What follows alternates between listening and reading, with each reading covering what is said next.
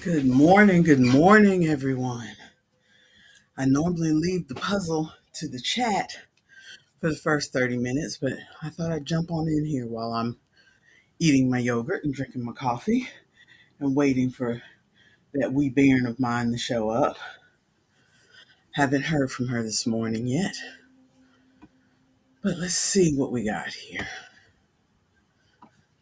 See if we can finish this one off and start a new one while we're waiting for her. I knew I could trust Ronald to get those last few. Let's see, 58 across. Sis and bandmate of Alana and Danielle. I have no idea what that is. Let's see. 56 down. Sis and bandmate. I have no idea. 58 across. Rockfish by another name. Could that be? ED. Could that be striped bass? It is striped bass. Lana, Danielle, Esty. Is that Haim? Alana, Danielle, and Esty. Is that Haim? The trio Haim? I could be wrong. 49 down. Parts of a very formal tuxedo. That would be tails. Okay. And I'm doing the old lady squint, trying to see those numbers. 63 across. Curved letter shaped fastener. I have no idea what that is. 59 down. Not yet on the skid.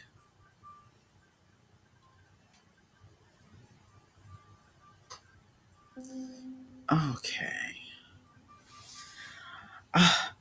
Isaac finished. Not Isaac. Ronald got it finished. But I'm still the winner, yay. Only because I did this while Ronald was gone most of the time last week.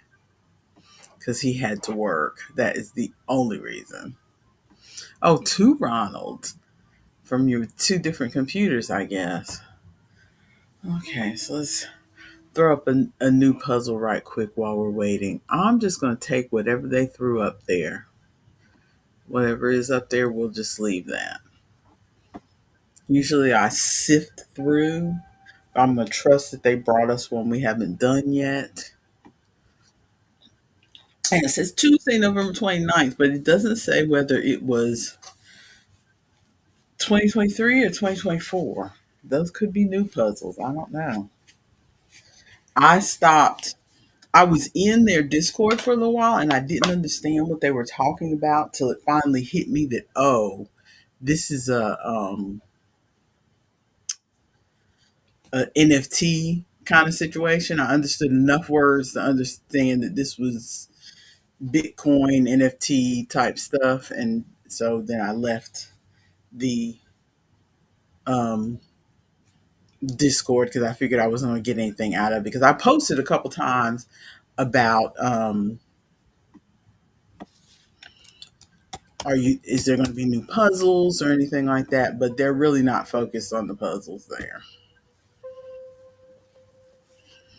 Even though they tell you to join the Discord, they're really not focused on the puzzles there. Yeah, stop trying to make fetch happen. I have never seen that movie, but I know that line.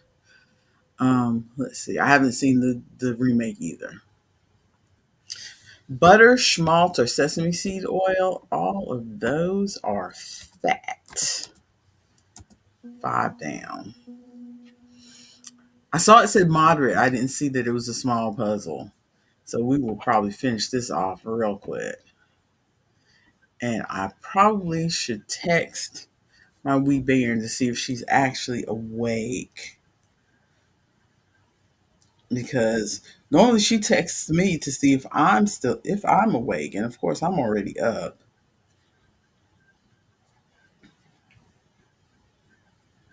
Let's see. Just a quick up yet. That should rouse her out of bed.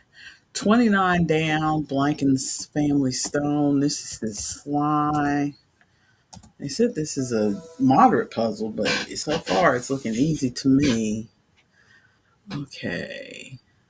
17 across, Lisa with the iconic glasses. Good one, Ronald. Let's see, I would have gotten that one if you didn't. So this is an easy puzzle. Let me start from the top instead of being scattershot. One across, a tire that typically comes with a belt, a coat. Does a coat come with a belt? No. See, I would say, well, pants don't come with a belt, though. I don't know what comes with a belt. Let's see. 10 across, gemstone with a fire variety. Is that an opal? Is there a fire opal? It's 4 across. Ah, yes, there is a fire opal. Okay. 12 across, golden boys quality, 10 letters. I would say probably something to charm, but it's a question mark. So as Artemis would say, that means it's a cheeky answer. So I'm gonna wait on that one. 14, what theta represents in math? Math. No. I am the I hate math Barbie, so I cannot answer that question. 15, haha, more intensely. 4 across. Okay. Oh, Lord. I gotta mute myself for a second, guys, while I take this message from Artemis. She better not be saying she's leaving me here all alone.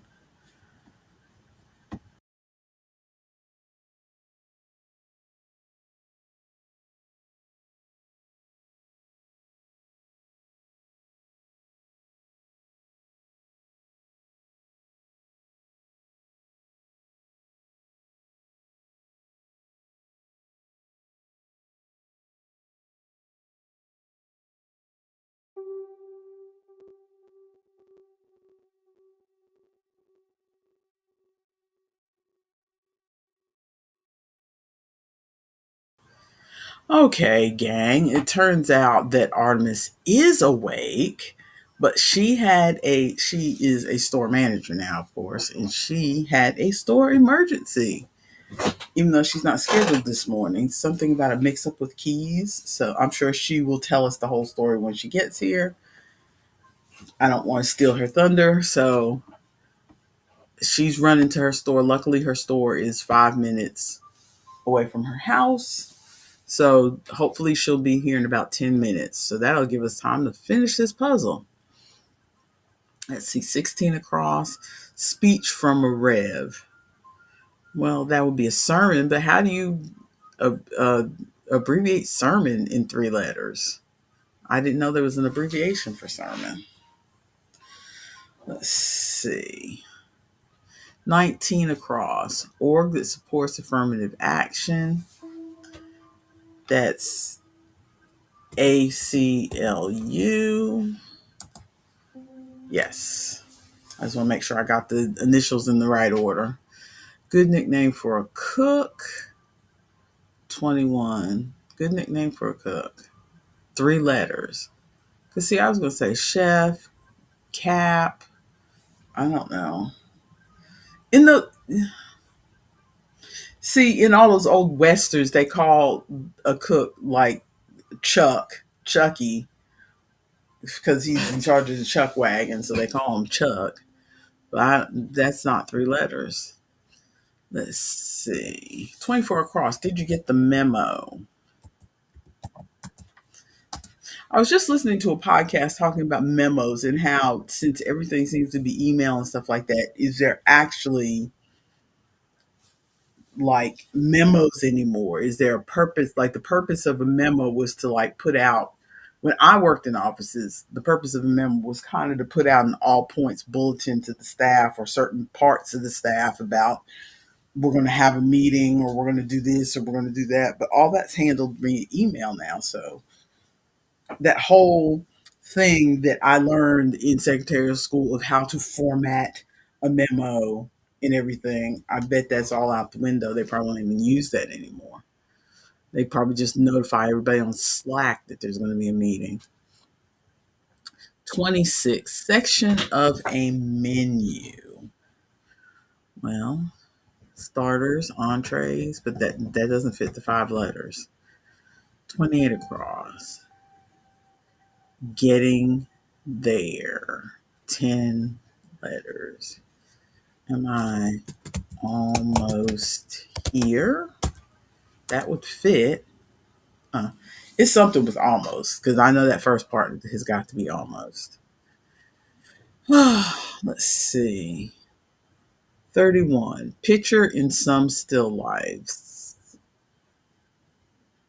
Uh, I don't know. I don't know. I don't know what they're going for there. Let's look at the downs. Some plum tomatoes. Would that be Roma's? Yes. That's only tomato, the name of tomato variety that I know. 3 down. Bane of a copy editor's existence. Bad grammar. It's a bane of my existence when I read indie romances. Yes, bad grammar. 4, airline name that means to the skies. An airline 4 letters with an L. Um, I don't know. Golden Boy, Midas Touch. Good, Ronald. Um, could 28 across be almost home? No. Okay. 13 down. Get snapped up. Uh, no idea. What theta represents in math? Could it be an angle?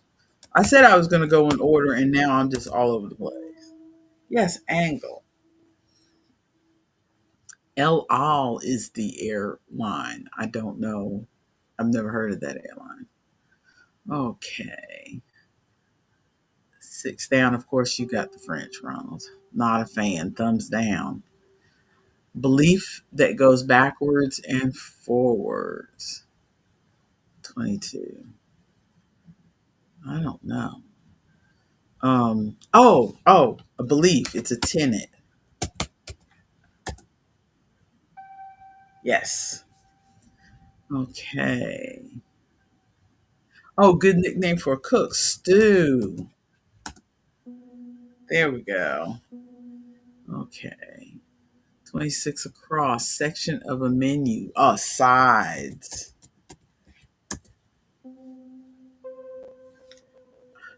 Finished it in 10 minutes. We're good. Okay. Well, let me pull up another puzzle while we're waiting. And while I'm pulling that up, Ronald, you can tell me, did you have any problems with the star blanket? Because you know the whole controversy about that, and some people think the pattern is difficult to read and whatnot. I I think for experienced crocheters, older crocheters such as myself who have learned to crochet from books and read patterns and abbreviations, I don't think it was that hard at all. But also, I don't. When it comes to a blanket, I don't strive for perfection. Ronald got all the points. Good for you, Ronald.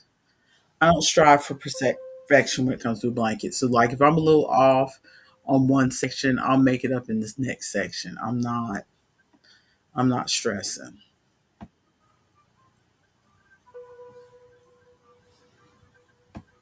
Here we go. I think this one's it's moderate, but I think this one's a large. I think I saw it said large. I need to go ahead and eat this yogurt, or else my stomach's gonna hurt. This is another reason I don't come. I should just go ahead and eat before I come on here.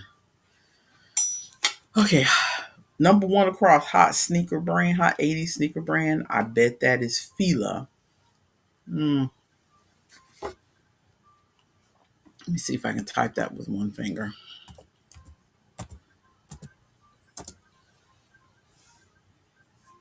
Ah, not Fila. Okay, that's the only sneaker brand I can think of from the 80s. Okay, he was 24 when he shot Kennedy. I am so embarrassed. My brain has it has left me who shot Kennedy. And which Kennedy? Now that I think about it, which Kennedy? Um, let's see, 11. Graffiti signature is a tag. Okay, I got that one. A certain Camaro, 14 across is IROC.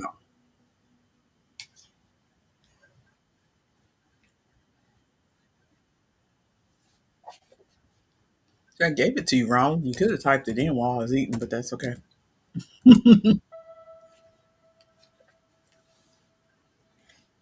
Let's see. 15 across, more hard, say.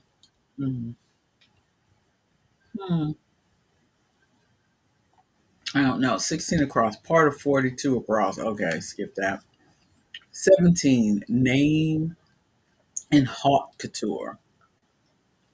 Four letters. That's Dior.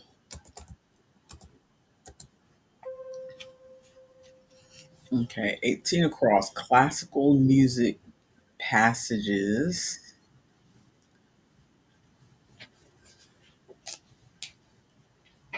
See, I was going to say sonatas, but that's not enough letters. 19 across, short lived gridiron organization that had a player named He Hate Me. I have no idea. It sounds like it was one of those football teams that like Trump briefly owned a minor league football team, and I've heard of a few others, but I'm not that big on sports ball, so I don't know.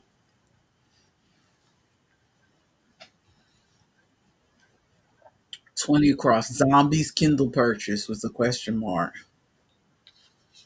so it's going to be a cheeky answer. 14 letters, I don't know. 23 across, biblical withdrawal method practitioner. Oh, good lord.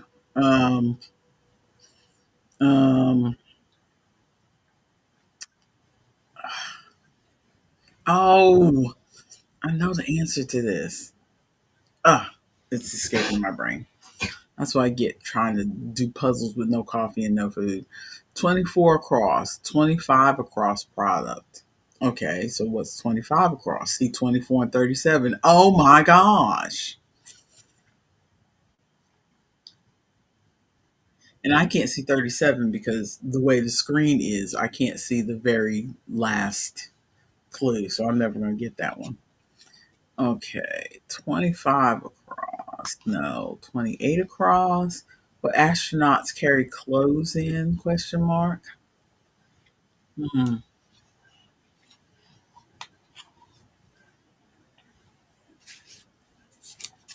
Here's one I can get: Disney Mermaid, Ariel.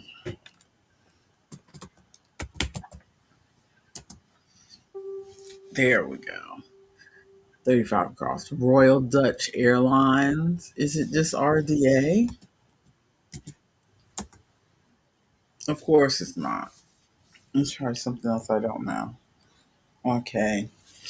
I woke up this morning and it was cold again. It's like this is supposed to be. I know it's supposed to be spring, but it's almost June.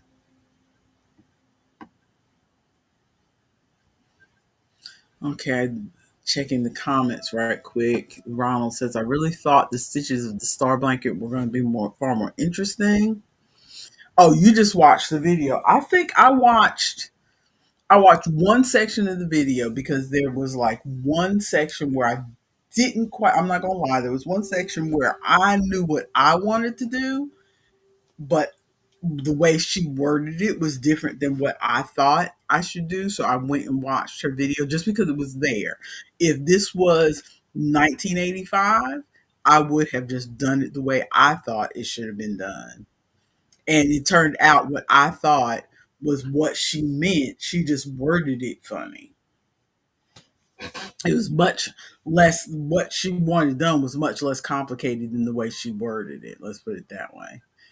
And so, yeah, that's all I watched of the video. I didn't really do the whole, because I'm not a whole video tutorial thing. So I'd rather just follow the pattern. But yeah, once you get it started, it's like it's not really complicated stitches. It's not really fancy stitches that you've never heard of before. It's just I like the combination of it. I think a lot of people like it because it just gives, like, part of the controversy was how dare she um copyright or whatever a pattern for a star blanket when there's millions of star blankets out there. And there are a lot of star blankets out there, true. But when I went looking purposely, I went looking for a different star blanket than what she was doing.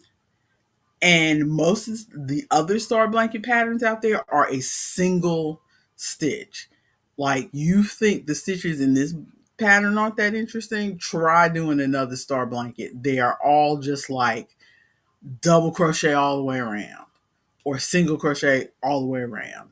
And you have one little like decreased section or whatever to make the indents for the star part, you know. But otherwise it's just single crochet all the way around. And when you look at the blanket, the only interest in the blanket is what colors you chose to make the blanket in. The blanket itself is very plain, and I'm not the biggest fan of very plain blankets. I like there to be an interest of stitches, like like do a little bit of front post here and then throw in some half double crochets, and I just like there to be some interest in a blanket. I don't want to do 200 rows of double crochet the whole time.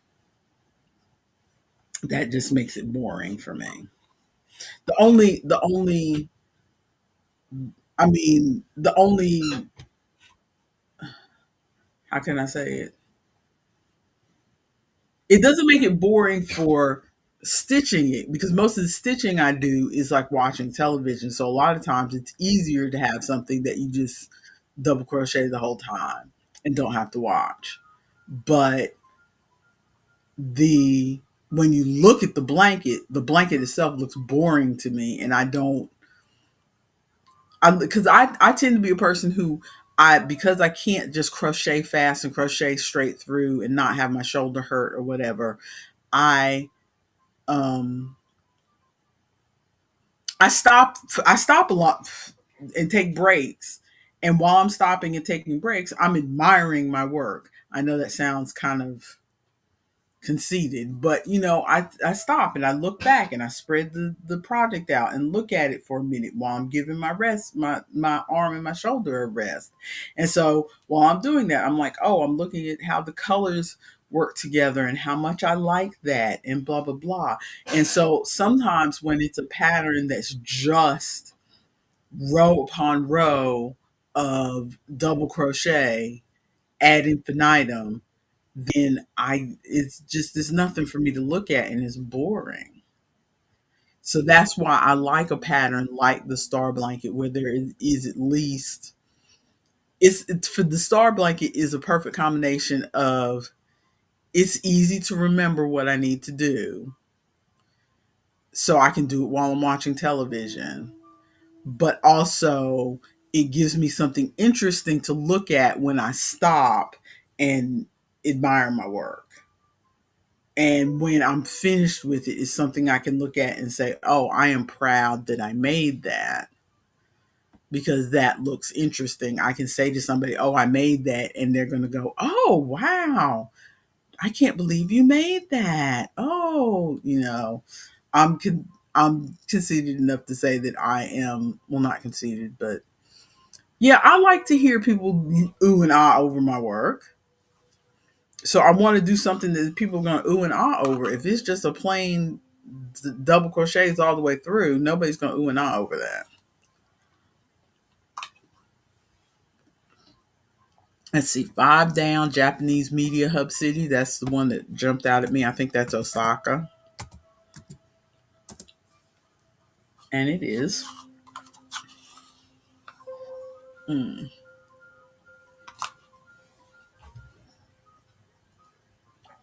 Let me look at that 29, that 20 across again. Zombies Kindle purchase. I don't know.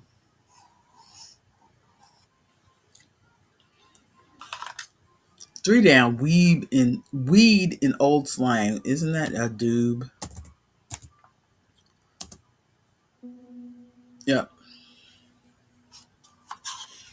Okay, so it's something ebook something. So what's 21 down? Linguini package weight. Okay, so linguini, a package, it would be like pound. So ebook of the dead. Oh, ha ha.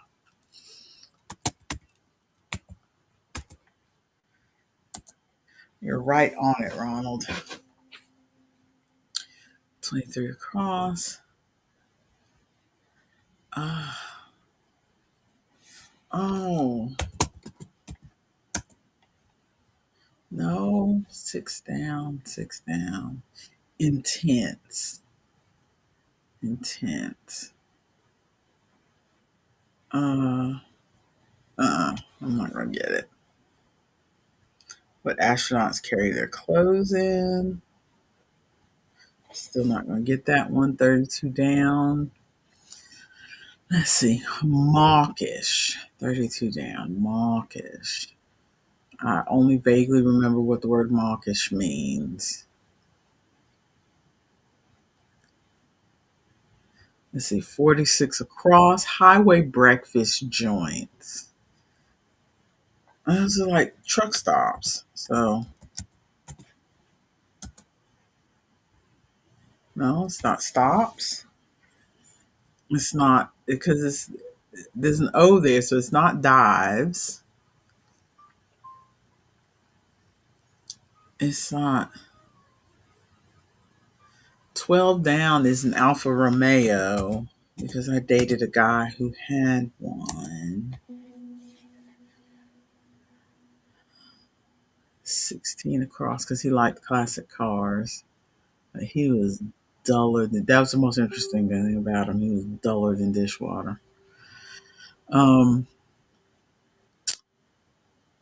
Castrate as a horse, 13 down. That is Geld. XFL, that's what that short-lived football thing was. I knew it was something like that, some sort of X Games type thing. 24 across, still don't know. 37 across, no idea. Okay. 9 down, Grateful Dead bassist Phil. I have no idea.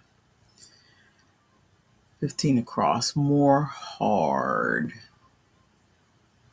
More hard, something like, more hard. I can't. Because it either means hard as in a hard surface or hard as in difficult to do. Either way, I can't fit that into those letters. I'm sure I'll be smacking my head as soon as I get it.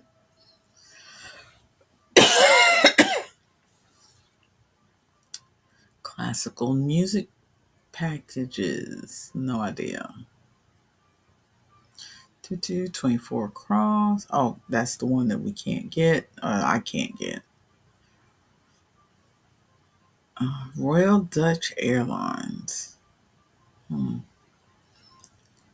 38. Trinket for a break dancer. 7 letters. Question mark. Cheeky question.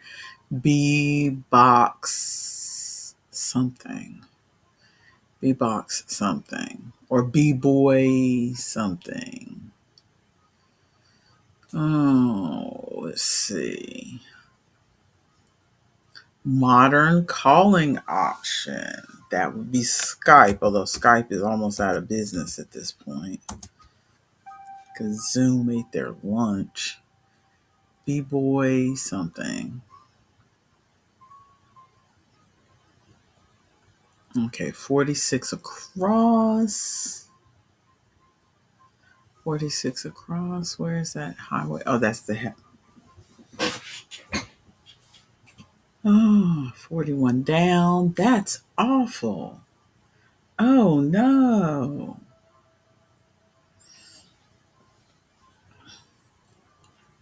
55 across. Computer chip that bleeps out bad language? Question mark.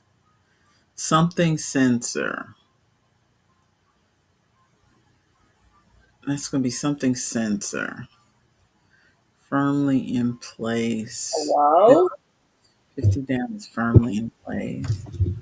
Hello, is that my mother? So nice of you to join us. It's fully not my fault. Did you explain to the people? No, I left it for you to explain to the people because I I knew you were going to make a whole story of it and I didn't want to steal your thunder. Yeah, well, there's not that much of a story to make. It's just I was okay. So, a little peek behind the curtain. On Wednesdays, she sets up the stream. On Fridays, I set up the stream. And because I know that she's going to set up the stream and go get her coffee, I know that I don't really have to be ready until like 10:15, something like that. And so I do not get up early.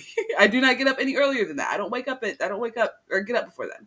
And so I was in bed, just relaxing, kind of glad that I didn't have the melatonin nightmare, but wishing that I had the melatonin sleep. And I get a phone call from my manager, and I'm like, please tell me you're not asking me to come into work today when I have to do something on Wednesdays every Wednesday, and I've told you this.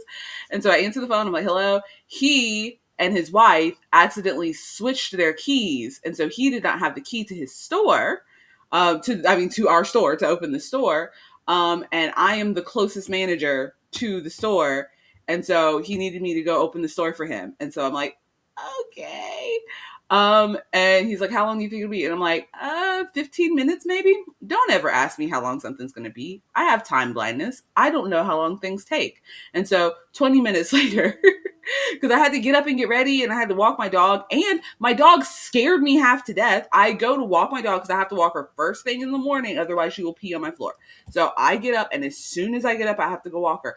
So I like eyes barely open and slip on my little slippies and go to walk her outside. As soon as I get to like the third to the last step, she pulls and I see my life flash before my eyes. So I think I'm going to Oh, fall down the no. stairs. Yes, because my neighbor, usually I don't walk her until later because I don't have to be on the stream until later. And so usually my downstairs neighbor is already gone. So because I had to get up earlier to walk her to run to the store, the neighbor, as I was walking her, walks out to her car. And so she pulls, and I thought I was going to fall to my death.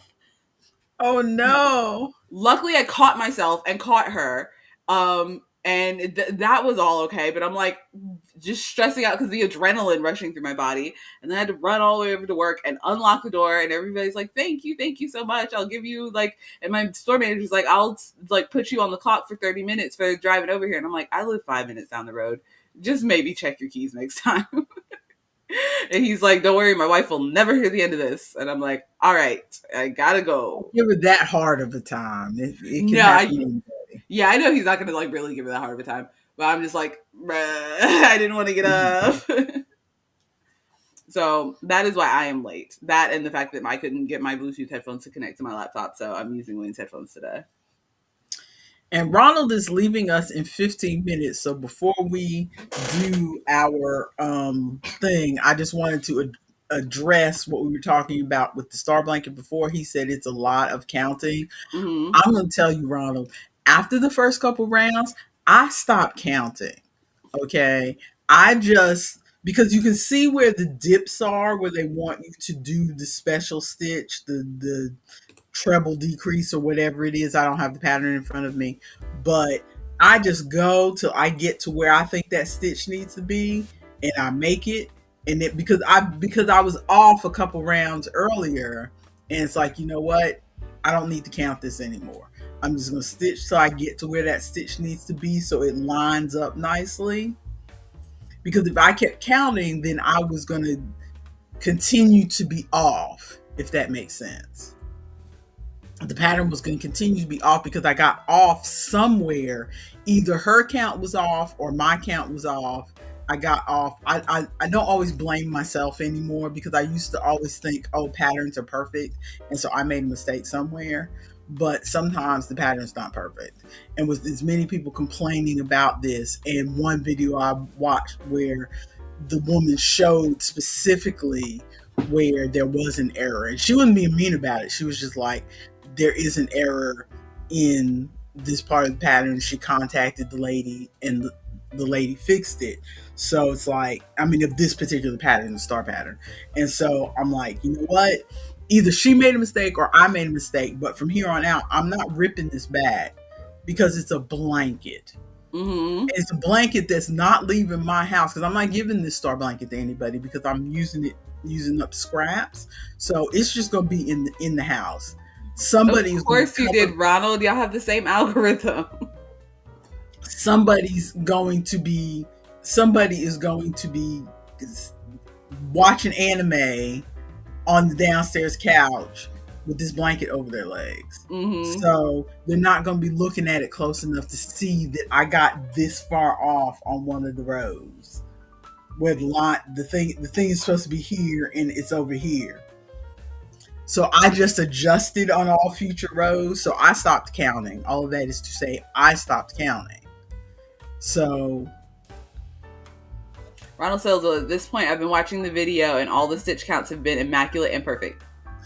well, from what I've heard people say is that if you just go by the video and don't do the written pattern, then you're fine. I think the issues that people had, the whole controversy and everything about it not being well written or whatever, were people doing the written pattern and not understanding how she wrote it. Mm-hmm.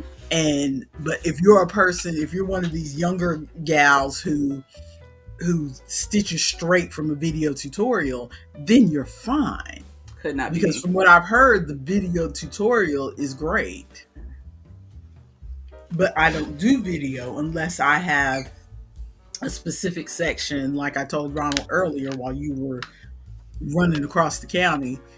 I'd only consult a video if there's a certain little section I don't understand. I look up the part I don't understand, and then I stop. And I go back to the written pattern. So, but... yeah, but now that you have it down and you do the repeated, you'll see where the thing is. Yes, she does every single stitch. Could not. Mm-mm. I would have that thing on 2x speed, and I would be click, click, click, click, click, click, click, click, click, click, scooting forwards. Click, click, click, click, click, click, click, click, click, click. Yeah, but some people like that. Mm-hmm. I know some people do. That. I am not some people. You know, especially if you only crochet in your house and you're going to be just sitting with your phone in front of you and crocheting the whole time, knock yourself out. I just want a little help in a little section, and then I move on. All right, Mother, let's do an intro. Yes, and we'll go ahead and say bye to Ronald. Thank you for keeping me company, Ronald. Ronald, you need to tell them to start scheduling their meetings later. Tell them you're busy.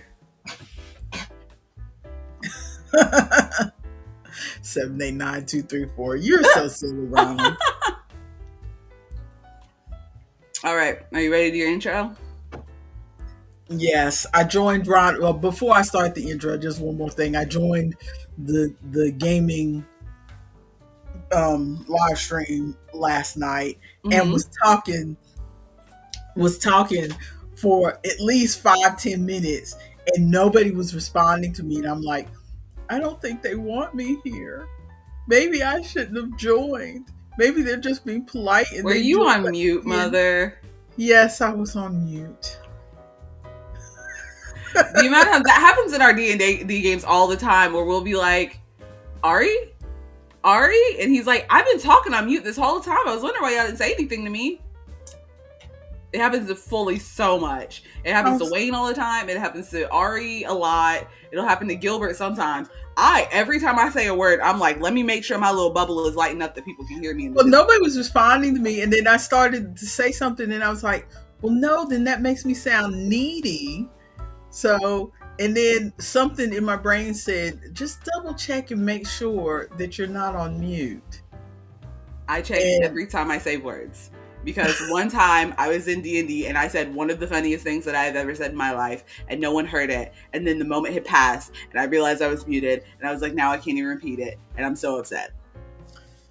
But also, Ronald was so sweet to mention that he was going to be watching our stream this morning, and I could have taken that opportunity to tag us. Mother, I did not. Mother, I did next not. time, Ronald, I'm gonna need you to get on her. I brushed it off. I said, "Oh, Ronald doesn't need to watch our stream. He needs to go to work. He's got meetings in the morning." Ronald, I'm gonna need you to get on her. Next time you're like, "Oh yeah, I'm watching Coffee Clutch in the morning." Danny, you want to say anything about that? Get on her. How are we gonna get viewers if you're not promoting? I was the only girl in a room full of boys. I was shy. Okay. I work at Men's Warehouse. I feel no sympathy. I know, that's exactly what he said, and he just like punted it over to me, and I just batted it away. Mother, actively avoiding getting us followers. Who wants to watch us talk about yarn? That was a room full of boys. They don't want to watch us talk about yarn. Ronald's a boy, and he watches us talk about yarn all the time. Ronald's a special boy. Okay. Are you saying that all of those other boys aren't special? Ronald's a special boy. Let's start this freaking stream. Ross is not sure y'all want any of them anyways. Maybe. Okay. I can't decide if I'm hot or not. Okay. I'm going to be cold. Because it's cold here, but the minute I put my sweater on, I'm like, oh, it's... I did. Boy, because they were getting too mathy and I was getting confused.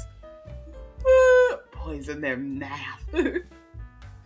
I'm telling you, boys who play board games are way more mathy than the girls I know who play board games.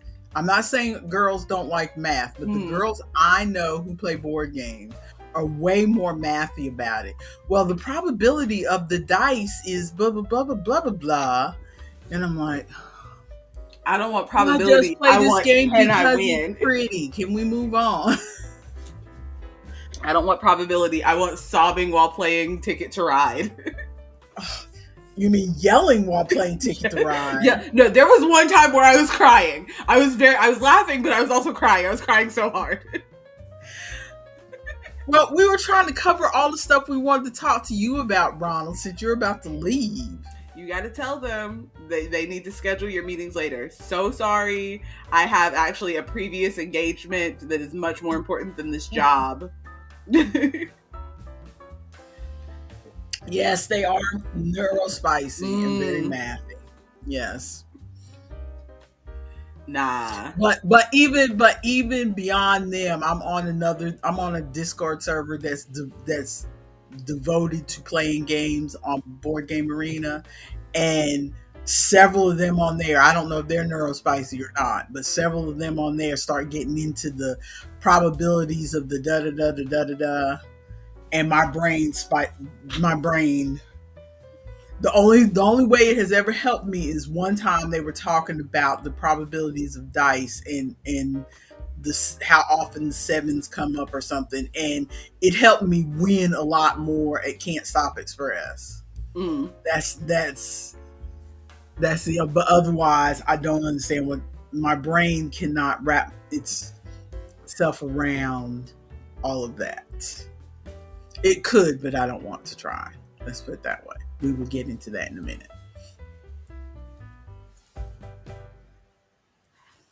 Hello, everyone, and welcome to the Wednesday morning edition of the Conversation Chair. I am your presenter, Dani, the lethargic lass, and my giggling wee bairn over here is my co-presenter, Artemis the 18, as usual. It's so funny to go directly into the intro, just from a full conversation, as if we haven't been here for 30 minutes. You are ridiculous. For those of you who are new here, yes, Ronald, just Dani. for you, Dani. We are here to bring you audio ambiance. We are here. We are a conversation show. We are here to bring you the background sound. We are here to keep you company while you are washing dishes, while you are taking care of your little rugrats, while you are making beds, or while you are trying to get away from the juvenile delinquent who has shoved you in his car and is driving down a country road when he said he was just going to take you home, and then he hits a police car, and when you go to night court, he lies and tells the judge that you are some floozy he picked up. The scandal. Scandal. The scandal. And that last part is not from my real life. I would hope not. Only partially from my real life. It is from... A physical book? It is from... Physical novel? Oh, where is it? Ralph says it is from your real life. It is almost from my real life. Almost. Where is it? Where is it? Where is it indeed? I It's want lost. to show you. Ronald says your real floozy life. My real floozy life. It is from, well, it's not Misguided Heart. Maybe It this might from her be real life. Misguided Heart.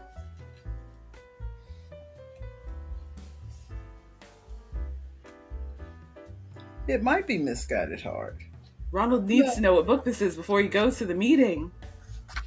Does he really? He does. Oh, it's You'll be left wondering. from this book. Ah, from your comic. From my comic book. The But I'm trying to scandal. remember, because I'm also reading a comic book on my On your Kindle? Kindle. So maybe I picked the wrong one. The scandal. I was a teenage pickup. I was a teenage pickup. A floozy. Dang. Well, I can't remember the name of it. She fell in love with the boss. I can't find it. So it sounds like you were enjoying your comic book, though? Yes, I am. Yes, I am. I'm trying to read more physical books. Mm-hmm. Because I have physical books here in the house. I still have some books that I got for Christmas 2 years ago that I requested, but I haven't read them. One of them I kind of read. Bye, Bye, Ronald. Ronald. Bye, Ronald. I've still got my comic that Isaac got me for Christmas that I was going to read, but then I was like, wait, I could save this and read this on a boat on the ocean. So I'm thinking I might save it Yeah, for I have several books. That's what most of my physical books are. Like your father has brought me physical books from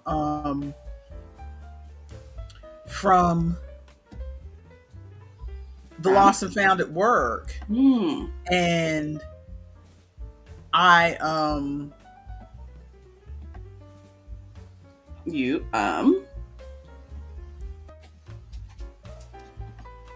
media consumption.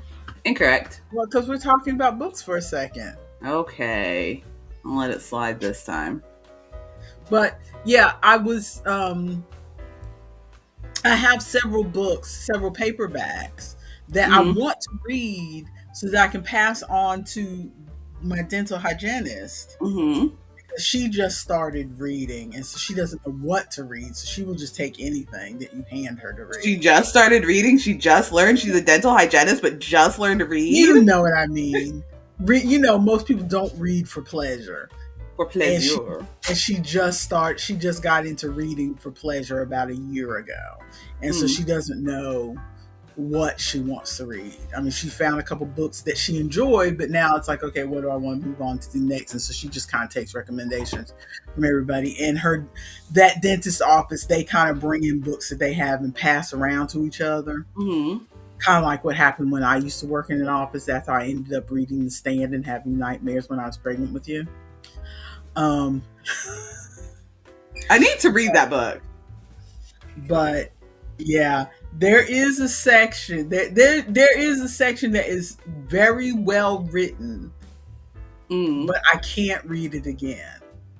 I've read it twice. It's like I read it the first time while I was pregnant with you, and then 2 more times I tried to go back. I mean, years later, to try, because like Terry wanted to read the book, and I said, oh, we can do a read along. I'll read that with you, because normally we don't read the same kind of books.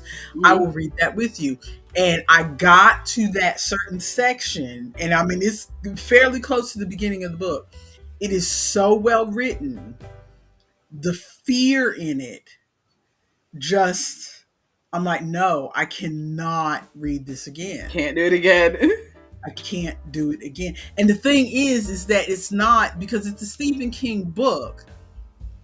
So you would think, oh, it's some sort of monster or creepy clown or something like that. No, this is just the person. People are scary. No, it's not. I don't want to describe it because you're going to read the book, but it is a fear that is something real that could really happen. And that's what made it scary for me. I mean, I'm human. If something, if I'm watching a horror movie and something jumps out from around the corner, yeah, I will, I'm susceptible to the jump scare like that, because to me, that's reflexes. Yeah. Something jumped out, but I'm not really scared. It's like reflexes because I didn't expect that to jump out from around the corner. But this is something that could really happen. When something is in a book that could really happen in real life, or even if it's somewhat science fiction, but they write it in such a way that all the elements are not supernatural. We're not talking about somebody casting a spell or a zombie coming to life or something. It's all elements of things that are in real life combined in such a way to make it really scary. Then it doesn't feel too out of the realm of possibility. It's so real that I'm sorry that all of a sudden I'm seeing, speaking of a jump scare, I'm seeing dust on my desktop and it on my laptop, and it's driving me crazy. But yeah, so there are, just like with certain TV shows, there are certain TV shows that if I was to meet the author or whatever, I would tell them it is a testament to how well you write that I cannot read your book again. I'm just going to tell you, it's a testament to how good you are that I cannot read your book because of what it does to me. You know, because most people are like, oh, you're not reading my book. No, I can't read your book, dude. You're too good. Speaking of books that I can't read, Wayne started this book series. I can't remember the name of the book series. I'll pull him in at some point and ask him the name of it in a minute. But he was rereading Aragon, because Aragon is his favorite book series, one of his favorite book series like ever. And so he's rereading Aragon, and by rereading I mean re-listening to on Audible. And then he was trying to find something like some sort of similar like high fantasy stuff. And the boy loves drama. The boy loves a dramatic turn. The boy loves this stuff. And so he kept seeing in all of these like Reddit forums and all these places, if you like Aragon, read this series. If you like Aragon, read this series by this person. And so he tried to read it before, and he's like, this is so confusing. It's from so many different viewpoints of people, and there's so much like weird world building that like isn't really explained, and blah blah blah. And he's like, no, I don't like this one. And then so he reads like another book series, and he's like, this one's pretty good. And then he like is like, I think I'm gonna try to go back to that book series that was confusing me, because everybody in all of these forums and stuff says that if you just get through some of the confusing stuff, it starts to make sense, and then you'll like the book. He got through it. He got through it, and now it's all that he ever talks about. He's 4 books deep. It's all that he ever talks about. He is waiting for a new book to release. Every day he comes home and he's like, I think Dalinar is gonna die, and I'm scared. And I'm like, I'm also scared. I now know Dalinar's life. You've told me. I hope this man doesn't. So he got through the part and he understands it now, and he's looking forward to the new book. Okay. Yes, he got through it and he understands it now, and he wants me to read it so that he can have someone to talk to about these books. The problem is I cannot with political intrigue and all that stuff, because I will just get confused. That's why I didn't finish watching Game of Thrones after season 1. That's why I didn't watch A Crown of Candy in Dimension 20, because I started watching A Crown of Candy. I watched like 4 episodes maybe, and I was just like, I don't even know who we're fighting right now. I don't know who's the enemy right now. Like, there's so much like, oh, let's talk to this person, but actually it's this person, and he said he was going to do this, but actually did this, and oh, we need to say this to this person, but what we mean is this. And I'm like, I don't, just hit someone. I don't even like combat, but just hit someone. I cannot with political, because it does not lock in my brain. And so he wants me to read these books, and I'm like, if it took you 2 passes to understand it, and you are a Game of Thrones boy, nah. Yeah, that's how I feel a lot of times about not just necessarily political, but just any kind of twisty turny with all the changes and stuff like that. That's part of why I read romance. He's peeking in the door. He's so upset. He heard me talking about it. He's so upset. You can't see him. He's so upset. What's the book series called again? Stormlight Archives. He's so upset. He's so upset. He's so upset that you don't want to read it? Yes. He heard me talking, and he opened the door like...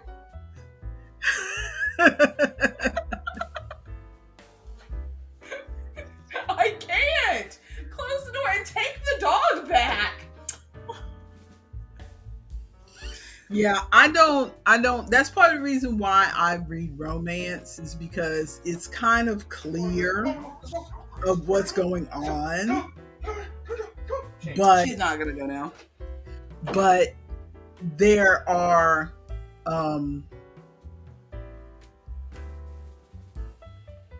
just in any kind of book, if it goes very twisty turny, you can't see my hand doing this. It's very twisty turny.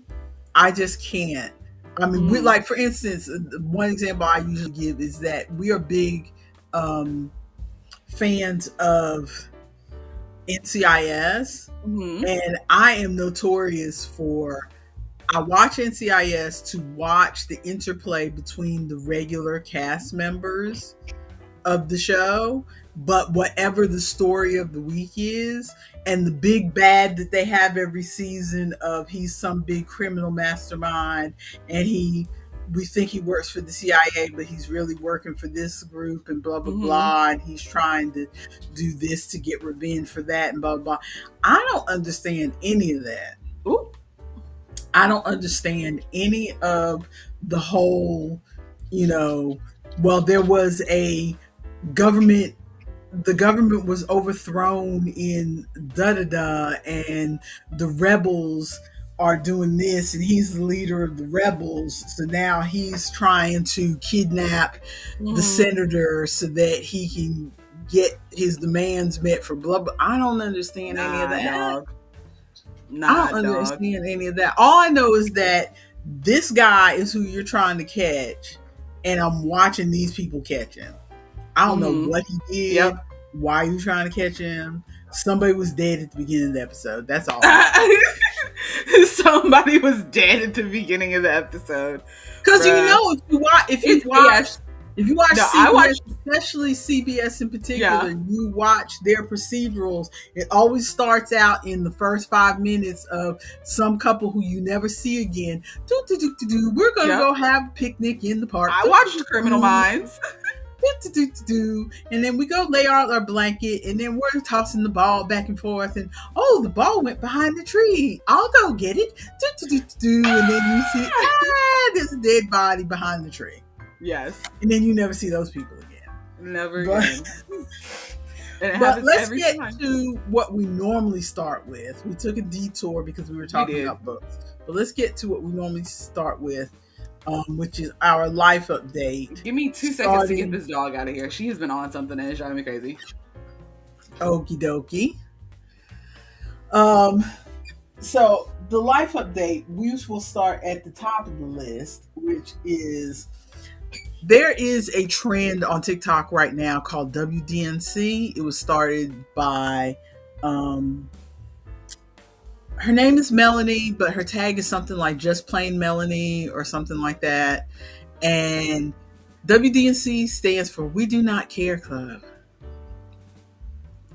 And it is a club for perimenopausal, menopausal, and postmenopausal women to tell everyone what they do not care about. And people post in her comments what they don't care about anymore. And then every day she makes a video from her comments saying these are announcements this week of, today of The what things we we don't care about anymore. We do not care that we left the house without a bra on. Ooh. I've had 50 years of wearing a bra. I do not care if you see me without a bra. I do not care. This is me personally, my do not cares right now. I do not care if you see me with hair on my chin. Mm-hmm. I will shave it every once in a while when we have a picture. But realistically, I do not feel like shaving my chin every day. Or waxing or plucking or whatever. Who has time for that? I'm not leaving my house, so who's gonna see it? Who cares? If I do it once a month, I'm fine. Mm. We do not care that I am on camera with my hair looking all fuzzy. This is what I look like. Let's normalize looking like normal people instead of trying to get all glammed up. It's not like I'm on the, CBS Sunday Morning News. This is just some little video that we do on Wednesday mornings. I don't have to look that cute. But those are just some of the things I do not care about this morning. But I just thought I'd point that out. It's just cute. She does these videos, and you go down in the comments and everybody's like, we do not care what you want to have for dinner. You go find yourself something for dinner, and I'll go find myself something for dinner. You want food? Go find it. Mm. Okay, I see you shave the sides of your head. I did. Wayne helped me shave last night, and I discovered this morning. So I pulled my hair up into a ponytail, like into a bun last night, and he shaved it. And I discovered this morning when I actually combed my hair out that I need to make a firmer line whenever I'm asking him to shave my head, especially if my hair has grown out that much, because I went to comb my hair out and there were locks of hair from where he had like gone up a little bit into the line. Mm-hmm. And so I need to make a firmer line that makes it easier for him Oh, to because you see. didn't want it up that high. No, it's like this is pretty close to where Sydney originally parted it when we were on the cruise. It's just because I had so much hair grown in here, I was telling him, "Oh, just go where the short hair is." But one, our bathroom light is not great, and so he was probably having a hard time seeing it, and so he thought he was in line, but he ended up going in a bit more. Like it's fully like not like millimeters, but Uh-huh. he ended up going in a bit more than where it was previously, and so I was pulling out like locks of orange hair. Oh no. That had been like from where he had cut it up just a little bit more. So I've learned I need to, one, just shave earlier more often, but we were trying to do that. Our schedules just didn't line up. But two, I think next time I'm gonna maybe gel down the shorter hairs so it's easier to see that line for him to go Mm-hmm. in and shave it in. But yes, he finally got it all. It looks cute with your ponytail. Yeah. I was going to wash my hair this morning so it would go back to being curly as well. But Mm-hmm. I mean, we all saw how that went. I had to go to my store. Yep. Um, what have you been eating to poison your gut? Okay, so, I think I actually moved something in the Google Keep and I did not mean to. So I gave myself food poisoning. Um, and I think I know exactly what it is because I Are you will. 100% sure it's food poisoning, or are you just guessing because you were throwing up? I'm guessing because I was throwing up because I did not go to a doctor. Mm-hmm. But it was to put it the most polite way that we do it on television. It was coming out of both ends. Mm-hmm. Um, and I had a fever of like 100.7, I think it was when I sent you the picture. 100.7, Mm-hmm. 100.8, something like that. More hair coming out.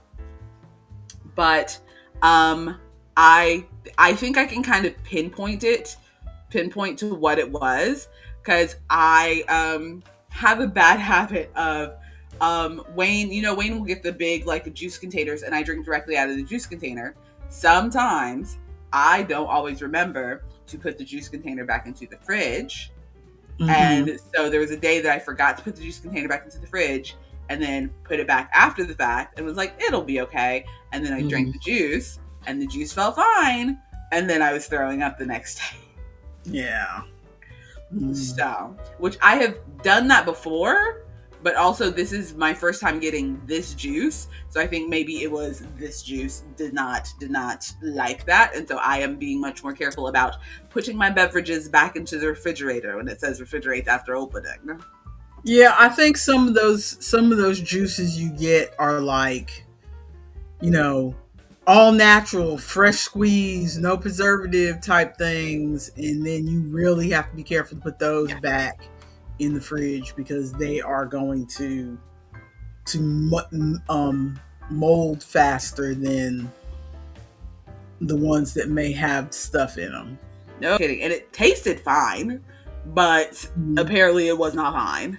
Because the only other things, because Wayne was like, where did I go to eat? And I was like, I didn't go out to eat anywhere. I ate 2 bowls of like noodles, like the heat and eat, put them in the microwave noodles. I had a single piece of string cheese that was directly from the fridge, didn't get warm or anything. And then when I came home from work that day, I had some chips and I had the juice, and I think it's the juice that did me in. So I had to call out of work on Saturday and was vomiting my guts up. It Oh was no. it was not fun and very unpleasant, but I'm much better now. I am essentially fully recovered at this point. Like I still have like a little bit of fatigue and like a little bit of ickiness, but other than that, I am pretty much back to tip top. Well, good. I just need to watch the juice. So, what is this about Spanish at work? Oh, ooh, okay. So there was this family that came in, this Hispanic family that came in, and I don't know what it is culturally. Like there's some sort of cultural difference because when usually when like white people or black people come into the store, they'll come in like just them by themselves. When Hispanic people come to the store, this is like it's not always because like sometimes white people do this as well and black people do this as well, but almost always when Hispanic people come to the store, they're bringing the whole family. It's like we're buying the suit. It's a whole occasion. And so they'll bring a lot Uh-huh. of like a lot of family members with them, which white people will do that too, especially if it's for like a wedding. They're like, oh, everybody's getting ready for the groomsmen and blah, blah, blah. And they'll bring a whole family like them too. But it seems to happen Yeah. more often with the Hispanic family. So I'm wondering if it's a like cultural thing that I'm missing. But so Mm-hmm. this man brings in his family. It's just his immediate family, his kids and his wife, and they are getting a suit at Men's Warehouse for his son's 5th grade graduation. Wait, they're getting the son a suit, or they're getting the fifth They're, grader a suit? yes. Okay. Okay. So this is a 5th grade graduation, and they are getting him a suit. They could have gotten him just some nice clothes at like Target or Walmart or something else. They decided they wanted him to have a proper suit for this 5th grade graduation. And so I wanted to put him in boy size. Yeah. Which, if you want to, go off. Like, if this is a big celebration for you that he's graduating 5th grade, go off. You are all great. That is not the problem for me. But it's like he's gonna suits are so expensive and he's gonna outgrow it. I could see if he was like 18 and he might be able to last in that suit a little while, but okay, So, continue. they walk in the door and they say that they're one of the daughters is translating. So it sounds like the daughter knows the most English and the dad knows some English. But it sounds like most everybody else doesn't know really enough to conversate. And so I'm talking mostly to the daughter, and then later, once I realized the dad knows some English, I spoke a little bit to him.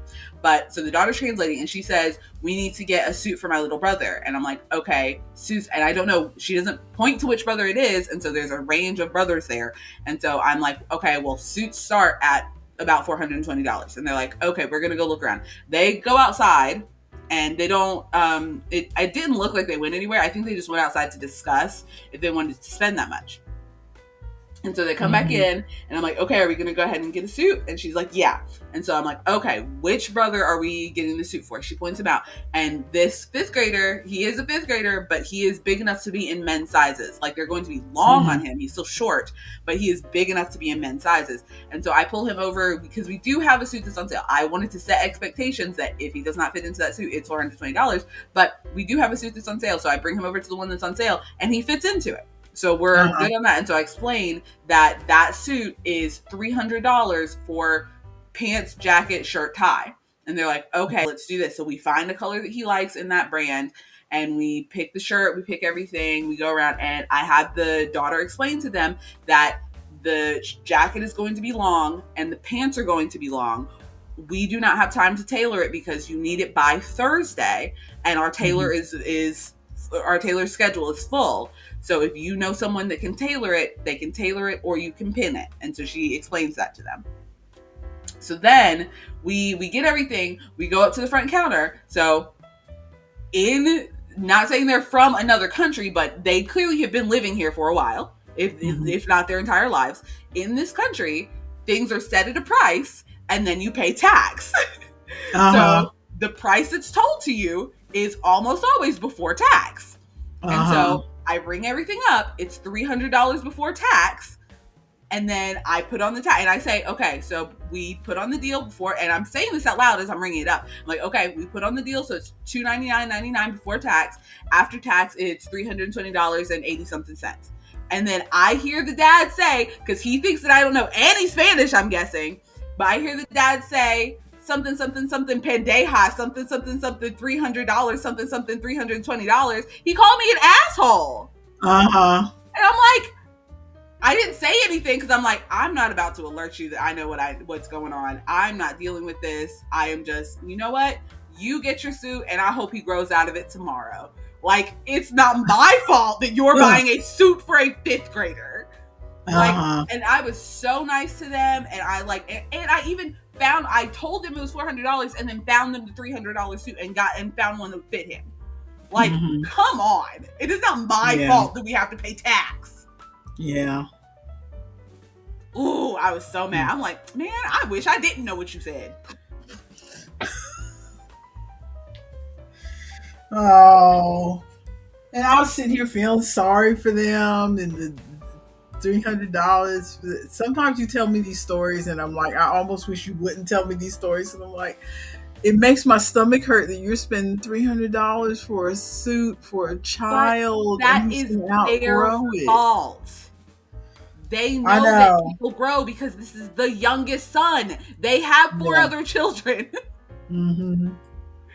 They could have just bought him some nice slacks and a nice blazer or something at Especially Walmart or Target. especially fifth grade. If he's doing a fifth grade graduation in North Carolina, I guarantee you none of those other children are going to be dressed up like that.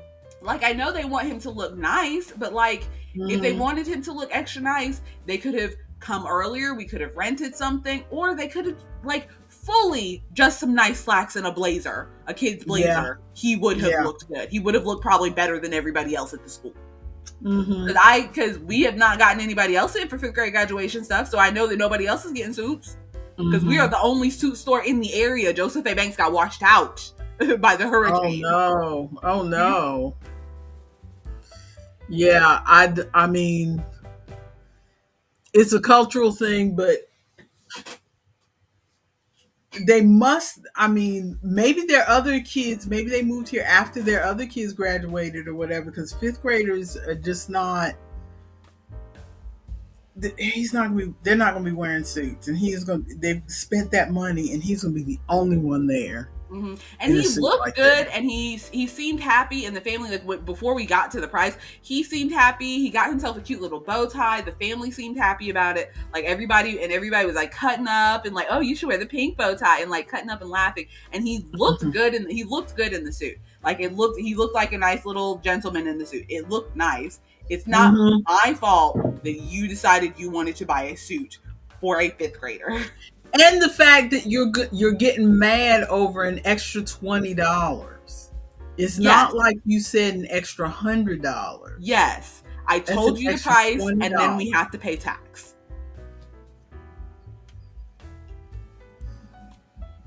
I'm Trump. Let's move on. It's not my fault. These stories make my stomach hurt. Okay, I will stop.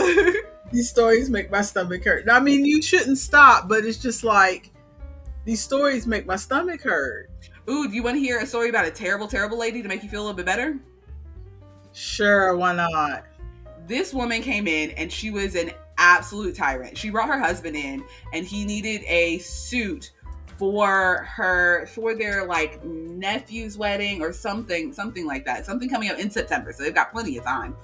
So they could have rented or anything like that, but she decided that he needed to buy a suit. It was definitely one of those wives of like, oh, this is why I'm here, to make sure that everything looks good. And he was never going to do in this. I had to pressure him to come in here and blah, blah, blah. And we got him a suit, and he said that he was comfortable in the pants that I grabbed him because I am doing my job and have been here long enough to know at least something. And so I put him in the pants and he said, no, these feel comfortable. And she's like, no, these don't look good. These look right here. And she is like grabbing him and prodding him and look at this and look at that and look at that. And I was trying, and then I pulled Sumaya, my coworker friend, over because I was like, while he was changing into like the third jacket that we got him. And I was like, can you help me figure out how to explain to this woman? Because she basically, the man has scoliosis. There's nothing else that we can say about this. This man has scoliosis. And so because his shoulders are shifted because of his spine, then the jacket sits some kind of way on the back of him. And so she's like, oh, well, look at this. Look at how this is wrinkling and stuff. And so I was like, she's like, for the price that we're about to pay for this, and we shouldn't have any wrinkles like this. And I was like, well, we also can do alterations. And she like immediately was bucking back about alterations. And so I went to Sumaya and I was like, can you help me figure out how to explain to this woman that just because our suits are $400, like we might still need alterations. And so Sumaya came over and helped out, but she had him try on 4 different jackets. She's like, no, this doesn't look good. This doesn't look good. We went back to the pants that I picked out originally. And she's like, actually, yeah, these ones do look better. And I'm like, But she was prodding him and turning him. And she's like, turning him around. She's like, oh no, we can't wear these pants. He doesn't have a butt. And then we put the other pants back on. She's like, oh, well, he has at least some of a butt now. And like grabbing him and smacked his butt and like all this stuff. And you can see that when he looked at her, first of all, He spoke one word when he walked into the door. I asked him about the pants. He said they fit. 2 more words, and then she spoke over him for all of that. And then finally, we got to the suit that she felt comfortable with. And she's like, "Oh, sweetie, did you have anything to say?" And he's like, "No. No." He was, and you could see that when she wasn't looking and he would look, he would cut eyes at her and was making faces at her like he hates that woman. He hates that woman. Oh Lord. Well, divorce court does exist. I mean, damn, it was bad. Cause she was like, because Sumaya and I were both trying to talk to him and say, "How do you feel in this? Does this feel comfortable? Does it blah, blah?" And she's like, "No, but look at this, and blah, blah, blah." And I'm like, okay, so clearly we're not working with him, we're working with you. Mm-hmm. She was a nightmare. Ugh. You want to tell me about the cicadas? They're just everywhere. They're just everywhere. And I'm just a little tired of it because I'm trying to figure out how to explain to people, because I do collect bugs and have collected bugs for a while because I'm trying to turn the bugs into jewelry. That was a whole endeavor that I am still working towards. But I don't want to touch a bug unless I know for sure that it's dead, because there's nothing scarier than thinking a bug is dead. You go to grab it and then it flies up into your face. You think that something is not going to move, and then it does. And it has faked you out. It has punked you. And I don't want to be punked by Ashton Kutcher bug. Ashton Kutcher bug. And so the cicadas are everywhere. And there was, the other day, there was a cicada in one of our fitting rooms. There was a full cicada fully in, and I'm like, "How did you make it in here, sir?" But there was a cicada fully in one of the fitting rooms. And I'm like, "Sumaya, you're a bug guy, right?" And she's like, "Yeah." And I'm like, "There is a dead cicada in fitting room number such and such. Could you go grab it, please? I don't normally handle bugs without gloves," is how I explained it. Because I don't want to explain to her that I need to know for sure that I have made sure that this bug is dead before I touch it. Because I don't want to go and grab it and have it. And then when I did the party for the girl the other day, while I was trying very hard not to throw up, no, I made it through the party. It was fine. It was just, I was still feeling very ill. And so luckily, doing face paint requires me to sit in a chair. So I didn't have to do a lot of moving around. But while we were there, a cicada fully landed on my face paint palette, and one of the little girls grabbed it, and she's like, "Look, a cicada." And I'm like, "Ooh, that's very nice. That's very nice. I actually don't like," and she's like holding it like in my face. And so I'm like pulled back, and I'm like, "That's very nice. It's very nice. I actually am not a big fan of cicadas. So can you put it somewhere else?" And she's like, "Okay, I'll just hold it behind my back." And I'm like, "Okay, as long as it stays there. As long as it stays right there." And so every other child that came inside of my chair, I was like, "Do you have a cicada?" And they're like, "Yeah." And I'm like, "Can you toss the cicada?" And they're like, "Well," and I'm like, you can find the cicada again later. I just can't have the cicada in my chair." And so this one kid's like, "Mom, hold my cicada for me." I'm like, "Okay." These are just earthy children. Like, truly just... Well, you are in Asheville. Yes. Where everybody is crunchy granola. Talking crunchy granola, I painted the faces of both Sage and Aspen. These are 2 of these children's names. And they're not bad names. They're not bad names, but to find a Sage and an Aspen at the same party? Crunchy granola. Yes. Yes. Okay. That's all with the cicadas. I'm just done with them. Okay, so are we ready to go into our yarny crafty thoughts? We are. I don't have much to say about yarny crafty thoughts. We'll get to my point later. I don't have much either. I mean, I've added some things, but do you want to show what you have, or do we want to go down my list of what I have on the thing first? Oh, I have nothing to show. I have an idea of what I'm going to do for my Cruise-chet Along, potentially. Okay, so go ahead and mention that. Or Oh no, unless you're that's tired of talking and you want me to talk for a little bit. one. I'm a little tired of talking. Two, that's gonna take some pulling up. It's gonna take me a minute to pull up some stuff. Okay, well, while you're doing that, I'm gonna pull up. I fully added this first one to the list simply because I was watching something and they mentioned this project, and I'm like, it's the middle of the night. I don't have time to look this up right now. I think I was watching a TikTok, so I picked up my phone because I watch TikToks on my iPad. So I Mm-hmm. picked up and sometimes when I'm watching something on TikTok, I'll do something on my phone right quick so that I don't have to go off of TikTok. Because you know my TikTok routine of Mm-hmm. do it until it tells me to go to sleep. And if you get out of TikTok and go back into TikTok, it kind of resets the thing Yes. and I end up being on TikTok longer than I want to. So I don't like to go out of TikTok because I want it to tell me after an hour to stop. Mm-hmm. So I so somebody mentioned this pattern I watched a TikTok where somebody had this a top made from this pattern, and I saw the link and I'm like, well, I'm just gonna put this on my Google Keep right quick so that I'm not up all night looking at patterns. And that's the full reason why this is here. So this is let me add this back in while you're looking at things. I may have lost it forever. I can't find it.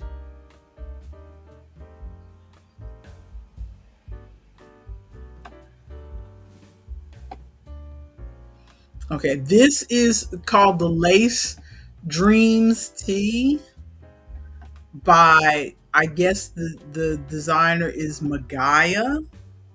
And if you go to her website, I don't think it's, well, she does have the pattern in English, the written pattern that you can pay $7, $8 for. She has it in several languages. It seems like this is the only thing she has on her website is this one pattern in several different languages. Or she does a step-by-step tutorial on YouTube if you're the type to do it for free. Mm-hmm. And honestly, she has most of it written in the comments. So so I don't see paying $7 for Ooh, it, that but is cute though. yeah. The one, this is even cuter than what I thought because the one that I saw, the girl had done the more solid sections. Oh, and this is not even in English. Lord Jesus. Okay, but you see the more solid sections and then there's the lace Mm-hmm. sections. Yeah, the video that I watched, the more solid sections were in one color, were like in a teal green or something, and then the lacy sections were in white. So that was my first time seeing it, and I Okay. was like, oh, maybe I could do that in, like, maybe do the solid sections in black and do the lacy sections in red. And then I thought, well, no, I've already kind of know what I'm going to do for our picture because red, for those who are just now watching, red and black is the color theme for this year's family picture, and so we're trying to figure out our outfits. I kind of already know what I'm going to do for that, but I also have a couple other, your father has bought me some like spaghetti strap type things that I can't really wear a bra under, and I do not have a strapless bra because all the strapless bras I can find for someone of my size have underwire, Mm. and I don't do underwire anymore because Neither do I. It's I the devil. yeah, I feel like I have an issue under, this is a little TMI, but I have an issue under my breasts that I think started because I wore an underwire bra on vacation. Almost like every day of the vacation, I wore Mm. an underwire bra, and by the time I got home, I was like raw. Ooh, that's the worst. And it has turned into a recurring issue to where I barely wear a bra now because it's uncomfortable. Mm. So I'm definitely not doing an underwire. So I've been thinking for these spaghetti strap. They're basically spaghetti strap like maxi dresses that your father bought me for vacation. So rather than wear a bra, I thought if I made some sort of lacy thing to go over the top, like a lacy crop toppy thing, just to Mm-hmm. put another layer so that you can't really see that I'm not wearing a bra. I don't care if you see a part of the We Do Not Care Club. I do not care if you see that my boobs are drooping, but I don't want to embarrass anybody by having you see my nipples. I don't Mm. care if you see my nipples. Is the thing.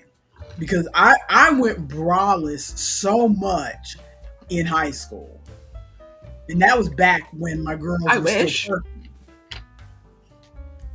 I Wild. went braless so much, but I was like, I was like an A and B cup in I high was school. not. Yeah, I was an A B cup in high school, so I could go braless, and I did a lot. I didn't really start wearing bras regularly till I gave birth to you monsters and had to breastfeed and had these Mm. big, milk jugs to carry around. So you're But blaming us for the bra troubles. it's all your fault. But so I don't care, but I don't want anybody to feel like they have to avert their eyes because they see my nipples. Mm-hmm. So to save the embarrassment of anybody else, I'm trying to make an extra layer to go over these dresses Mm-hmm. so that I can get away with wearing them without a bra.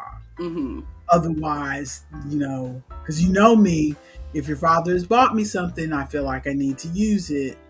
Remind me to send you a link to a bra that I tried recently. It's one of those, like, it's similar to the like Shapedly or whatever, where they're like, Mhm. they're claiming to give you the support without the underwire. And the one that I have, Mhm. there is not a lick of wire in that thing, and it's holding me up the way that it's supposed to. Oh, the link, please. Yeah, I need to remember to. Link, I need to go check my Amazon and figure out where I yeah, got it. link, please, because I keep seeing different ones on TikTok and stuff, and I'm like, I am scared to take a chance and have this thing not fit me. But if you found one that fits you, then it'll fit me. So I want to. Yeah, you need to send me a link. Will do. Um, but so basically, this lace tee, it looks like it. I also thought that it would be a good if I did it in a two-tone like white. Remember we mentioned this last week? Yeah. This yarn that's been staring at me. I'm gonna go ahead and take this off the screen now. But this yarn that's been staring at me, Mm-hmm. and I thought, well, it's not gonna be enough to do anything with. But if I added a white with this, Mm-hmm.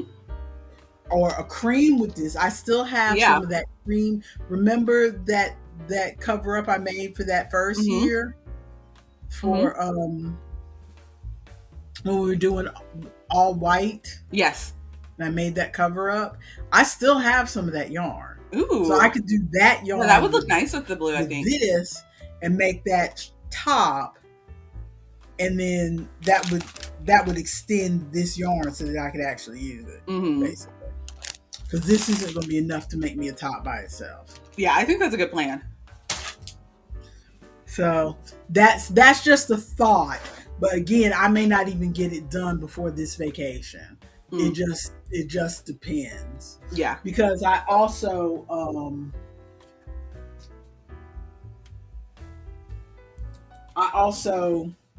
I bought a top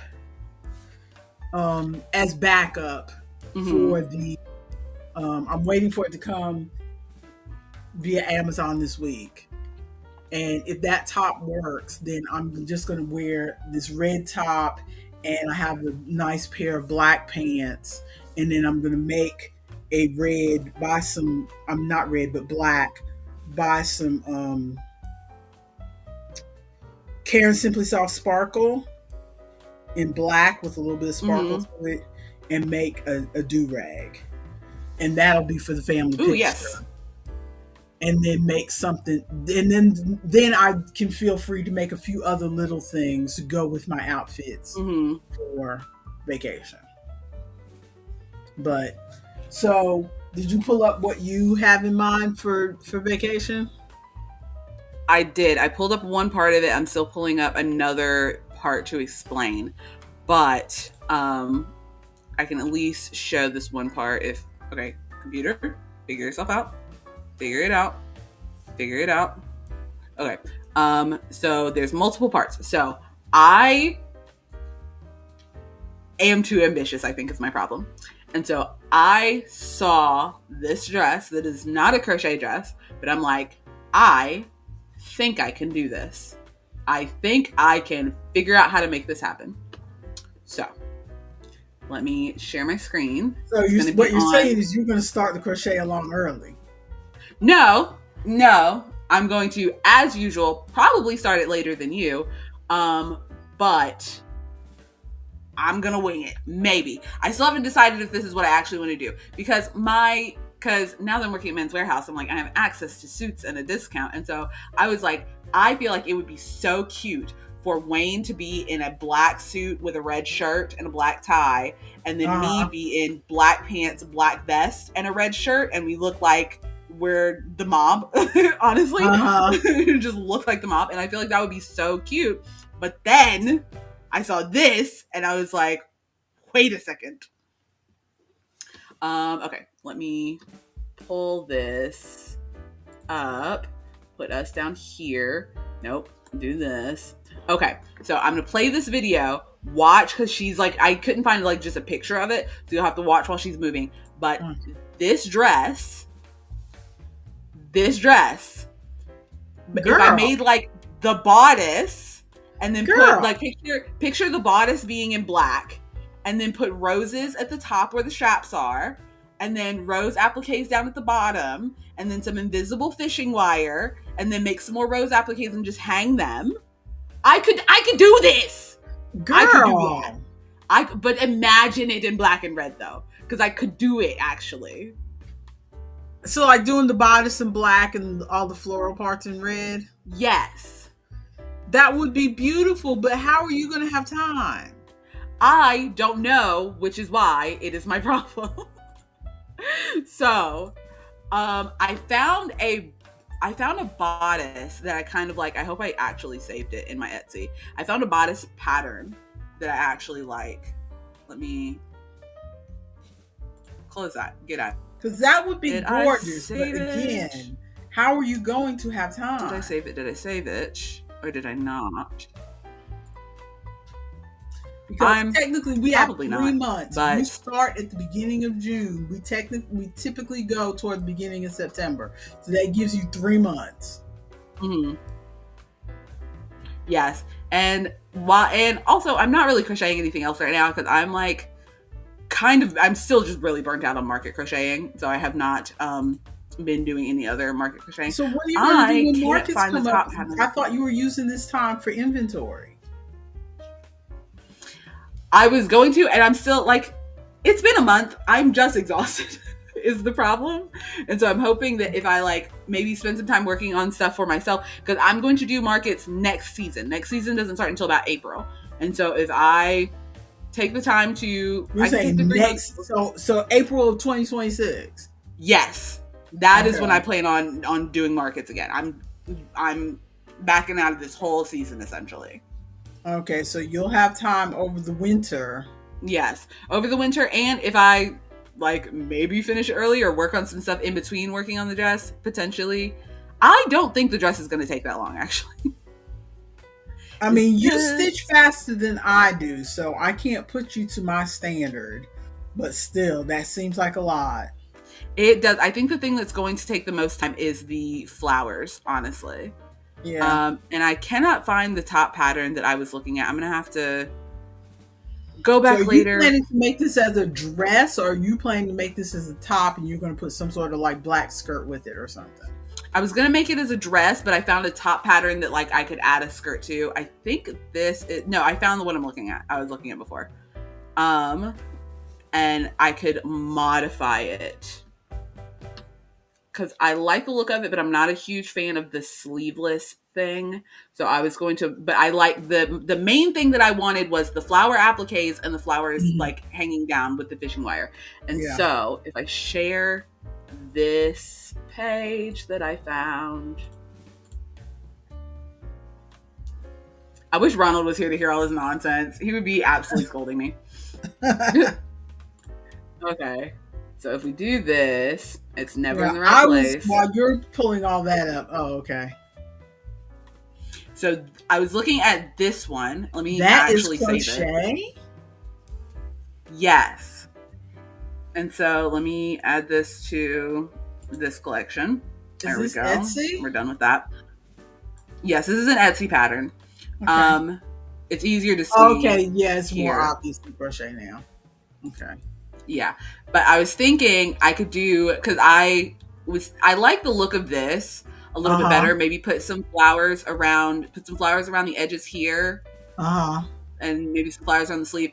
And then for the skirt part, so this is, I think, a top that she has done top and skirt pattern for. Mm-hmm. And so if I come back up here, if I stop the skirt a little bit early, if I stop the skirt a little bit early, and then where these ruffles are, put flower appliques, and then do the little hang down thing, I feel like this could work. It'll give a little bit of a different vibe. It'll give a bit more of a fairy tale vibe than I think the original dress did. But I think that this could work. If you wanted to make that a little bit of a high-low, I don't know how you feel about showing your thighs. But if it was a little higher in the front so that when the things are hanging down, they're hanging down across your thighs. Ooh, I didn't even think about that. I think I could do that though. And then have it lower in the back so that in the back it's like a little bit below the crease of your knee, if that makes sense. Yeah. And then the high up front would be like mid-thigh, and then you have the things hanging down. Okay. Yes, I think I could do that. I would just have to figure out how to do that with the skirt. I think if I do you think if I just stopped, like if I found a section at the front and just stopped like going in the round and started doing it in rows and kind of went back and forth across the back? Yeah. That would achieve that. And then I could just cover up any like seams and stuff with flowers, because it's all going to be covered with flowers anyway. Yep. Yeah, I think the thing that's going to take the most time is just making 4 billion roses. Yep. But I feel like I can make this happen. You need to start early. Yes. I need to get my yarn. I need to get my yarn too, because I'm talking about, and June is next week, and I have not bought any yarn because I'm still not 100% on what the project for, because I'm trying to have in my mind, am I making something just for the picture, or am I making something, I mean, for the family picture? Am I making something for the red and black for the family picture, or am I making something so that we can take our picture, our separate picture of we made something? I'm trying to have at least something I've made in the family picture, just in case you make something for the family picture. Yeah, that's the problem that I'm coming up against is, do I want to do this huge ambitious project and try to have something for the family picture, or do I want to save my time, give myself a break, and do something like a cute beach cover up or something like that? But the idea has hit me. The problem is I really like both of the ideas that I had for the family picture, because I really like the idea of wearing the vest and the red shirt and looking like we're in the freaking mob. But I don't know. Are you going to be able to afford those suits though? That too, because I can do a thing at work where if I find a suit for Wayne, they can just take a little bit out of my paycheck every 2 weeks. And it'll pay for it that way, and we'll get the suit. The thing is, if we get that, because we I don't think have his size to try on in store. So if we get Mhm. it and order it and it doesn't fit, we have to pay the full total before we can return it and start over. Yeah. And I don't know that we have the time for that. I don't know. Yeah, because you also still have to pay for the cruise itself. So Yeah. Yeah. Ugh. So we'll see. Because this, honestly, with me crocheting this dress, might be the more affordable option. yeah, Instead of but it me will getting take those a two. lot more time. Yes. So, but that is what's been cooking up in my brain. Is I kind of want to do a weird fantasy dress. I don't See, even know I what think shoes I would wear with that. I would have to wear I heels. but hear me out. Maybe we should our save our weird fancy dresses as like maybe a winter crochet along for us to do after the cruise. Maybe. Because I still have that pattern that I bought for that dress Mm-hmm. that I did not. I've pretty much decided against making the dress for the cruise. Mm-hmm. I already bought the pattern, but I still want to make the dress because I bought the pattern. Yeah. So I've been thinking that I'm probably going to work on it over the winter and have it for something to wear next year. Mm. Because I don't want to feel rushed. I already have a lot of things this year. It may not feel like a lot of things to some people, but it's like I've anything on my schedule puts a pressure on me. Mm-hmm. And so and I feel like, okay, I got to get past this thing, and then I got to get past this thing, and then I got to get past this thing.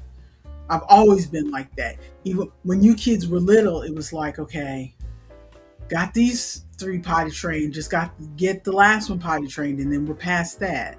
And then we can, but then school, and then it's always, okay, this Yeah. next thing, and this next thing. It never feels like smooth sailing. Mm-hmm. Right now, I feel like I've got CEUs that I have to work on. I still have like 14 more I have to earn before July 31st.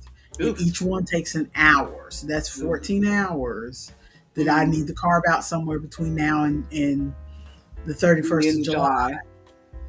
It's for my certification. I mean, it's better than it was because I did work on some a little bit as I went. So it was 36 to begin with, and now I'm down to the last 14. Mm-hmm. But I was hoping that I would have more done by now. And here I am in the rush again. And I've got, but that's 2 months. And other people are like, well, you got 2 months. It's not, but for me, that's been pressing on me since February. Mm-hmm. Knowing that's there in July.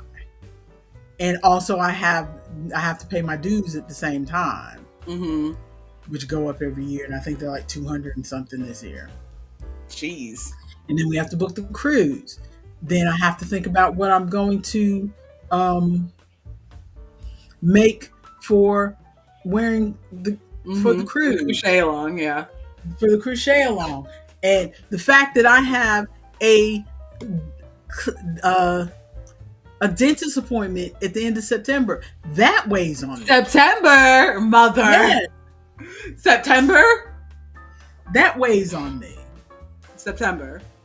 Yes, September. Nah, that would not be a blip on my radar right now. If I have anything on my schedule, it will weigh on me. That I have the same thing of things on my schedule weigh on me, but my schedule is much more immediate of week to week because I fill out my schedule so much every week. I was talking to Wayne about this and he is so frustrated with me. I'm also frustrated with myself and I'm trying to fix it. But I have like most weeks I work Monday, work Tuesday, do stream on Wednesday, go to Weaverville Market on Wednesday, play games with Ari on Wednesday because that is in my schedule. Play games with Ari and Ronald on Wednesday. And then off Thursday, which I usually end up passing out all day. And then stream on Friday, work Friday, D&D Saturday, work Sunday, play games with Isaac or hang out with my friend Sumaya on Sunday, or I've been trying to hang out with Gilbert because Sunday's his only day off. And it's like, that is my whole week.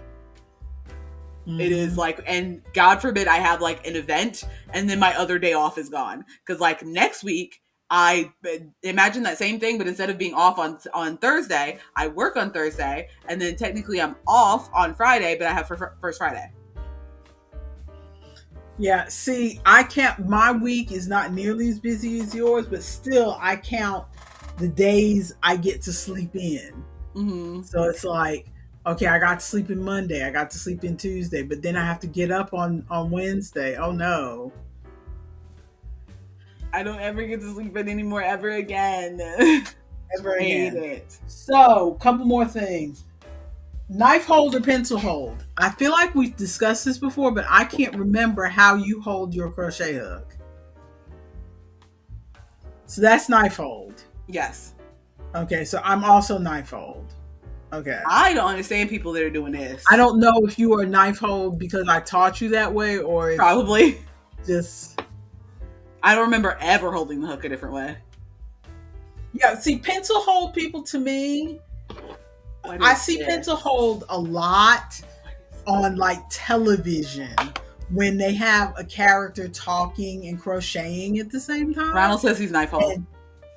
And Ronald's back. And when they have a character talking and crocheting at the same time, and I always thought that was fake. I always thought that was a sign that they don't know how to crochet. Mm-hmm. That they're really not crocheting, until I saw some people in YouTube videos doing pencil hold, and I'm like, that blows my mind. I don't know what you're doing. That hurts. I can't watch. And I watched somebody on YouTube, or maybe it was TikTok, and she was an older person, and she was like, this may be a hot take or whatever, but when I'm about to watch a tutorial, if the person is doing pencil hold, I have to turn it off. Nope. It makes me angry. And angry. I know it's irrational, but it makes me angry to see somebody doing it. Angry. I know. No, I watched the TikTok. There's this woman on TikTok who crochets with her hands. I think we talked about this. Yes, where she'll like pull the like. Yes, it's not just like the single basic crocheting, double crocheting. Yes, it's not just the basic chain with your hands. Like, she is single, double, half double. She's doing. I tried to look up how to do it because I want to know how to do her fingers. And I tell you how angry that made me. Not angry. And at the same time, my rational brain, my heart in here is going, that's wrong. She's doing it wrong. Stop it. Stop it right now. Don't show people that. That's wrong. This girl alone. And my head was like, it's just another way. This is the way her grandmother taught her. It's very sweet that she's carrying on a lost art that her grandmother taught her, because I'm sure there were people way back before crochet hooks were invented that did it with their fingers. It's interesting that she's carrying on a lost art, because I do have a softness for people who are like, for instance, Irish people who are teaching the younger people how to speak Irish, because Irish is a lost language. I am all about that. But Irish, Yiddish, all the lost languages, I'm all about keeping those alive and stuff like that.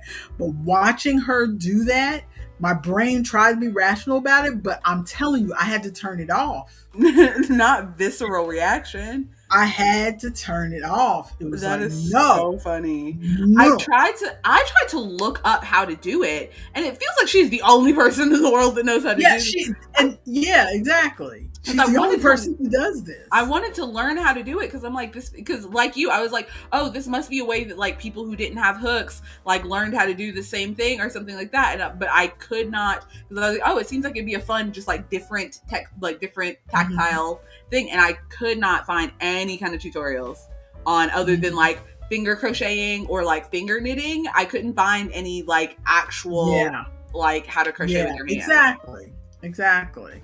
I think her grandmother is the only one who did it. Well, Her I'm gonna need her to grandmother's do the some only one tutorials. left. I want her to do But some it's like, tutorials. and like Ronald said, just folks doing stuff different. Sometimes I don't mind watching somebody do something differently. You know, Mm-hmm. I'll watch somebody and they're doing something different. It's like, oh, that's interesting. That's interesting that you do it that way. But like, I don't get particularly angry at people doing pencil hold. Mm-hmm. Again, when I saw them do it, I thought it was just That's fake. I thought it Fake was news. fake at first because I'd never seen anybody do it. But now that I see you actually can make stitches that way, I'm like, oh, okay. And I tried it for like half a second and it didn't feel comfortable and I stopped. But, or like I used to for years, I learned when I learned to knit, I used to throw. You Oh know, yeah. I used to. Most Okay, aggressive maybe- kiss. Love you. Bye. I've got. Stop all that. I love you. Have a good day at work. But I used to be for years when I learned to knit, I was this, I would hold it in my left hand, I would wrap it around, and I would do this. So that was how I inefficient. learned how I knit for years. That's how I learned to knit. That's how I knit for years. And then when the internet became more of a thing and I was getting pain in my shoulders because around that time, because I only knit occasionally, so it didn't bother me that I threw. And then when I went through a period when you were a baby where I was like, oh, knitting's going to be my thing now. This is going to be my hobby. Ronald's going, isn't that how? Okay. That's throwing. I don't have my knitting with me. When you do this is throwing. And this is how a lot of people will teach you how to knit because it's easier to show you how the stitch is made when you do it that way. And so I see that that's how a lot of people may learn. But then when I started having wrist pain and shoulder pain and all that other kind of stuff, I learned Continental on purpose to give myself less pain to make my left hand more into the thing. So now you do this. You hold it like this as if you were crocheting. At least this is where I hold my yarn when I'm crocheting. I can't talk for anybody else. But I hold my yarn like I'm crocheting. And so it's right back there. And then you put, I don't know if you're going to be able to see this because We can see it fine. So you put your hook through there and then you just grab the yarn. You need some more tension on that yarn. I know because I've got it loose, but I'm a loose knitter. I would have that tight so you don't need to like use any extra fingers. You just whoop. Yeah, you don't have to. That would be her left hand holding the yarn. This is my left hand holding the yarn because I'm extremely right-handed. So I had to teach myself 20 some years ago how to do some things with my left hand to ease the pain that I was having on my right side. So yeah, so you hold it in your left like you're crocheting. I don't know if you crochet left or right-handed. Yeah, are you left-handed or right-handed? I crochet right-handed. So I do it just like I'm crocheting. You hold it, you put your hook in there, and then you just snag that yarn through. And you're even throwing your middle finger in there when you don't need that extra finger. You should be able to just whoop. That's why I keep some extra tension. Because do I have anything on? Maybe I'm doing that because I'm trying to illustrate or whatever. Maybe, okay. Let me see what I'm doing here.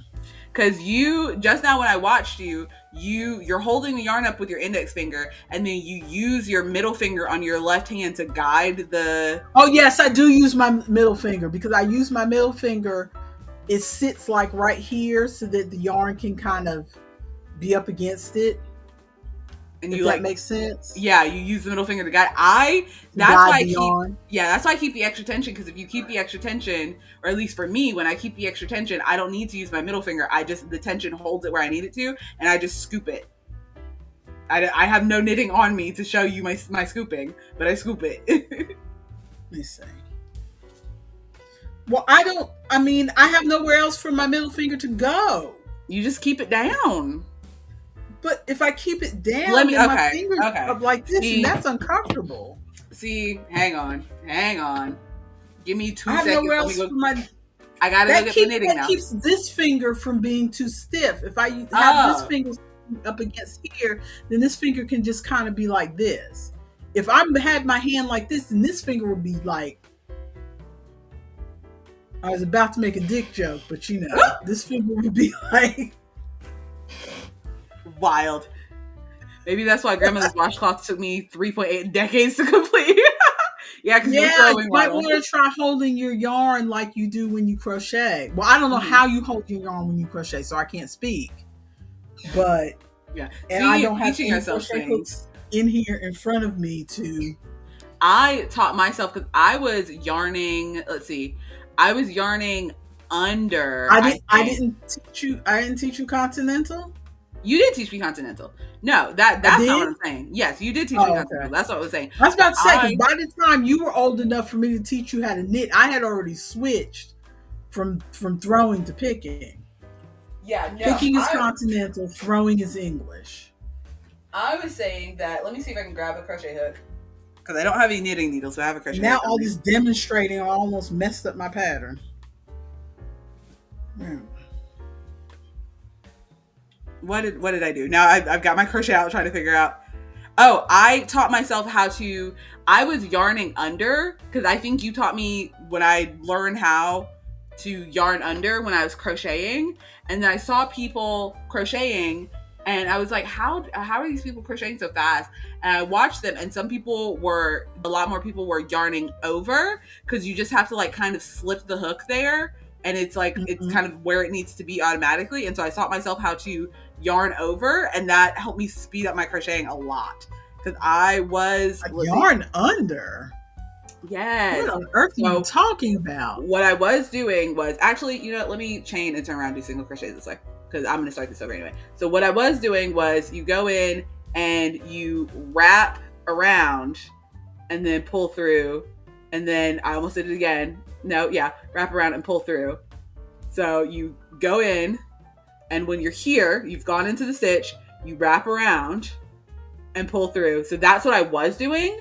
But what you can do instead is just go under, and instead of wrapping around this way, the yarn is already in front of the hook here. So you'll just yarn over the hook and then pull through. So you go through. I think that's what I do. Is that what you do? So why was I yarning under for like 45 years? Well, to be honest, now that I think about it, I think I kind of vary depending on where my hand is. If that makes sense. Like I'll be wrapping it one way, and then sometimes so I feel like I'm not consistent with the way I do my wraps. I don't feel like I'm consistent with it.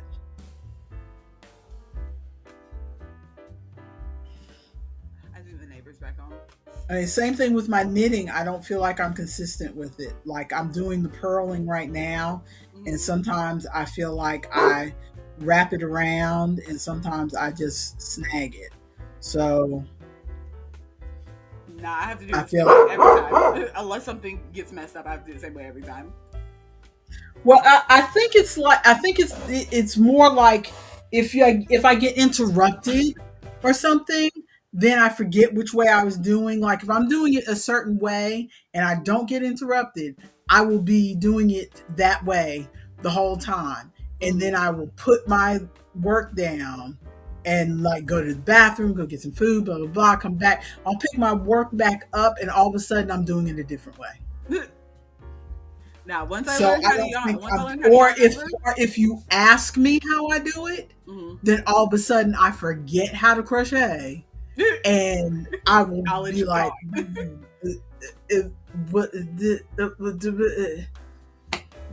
crochet, if you ask me how to do it, then all of a sudden my brain just goes on the fritz, and I go in two different directions. Wild.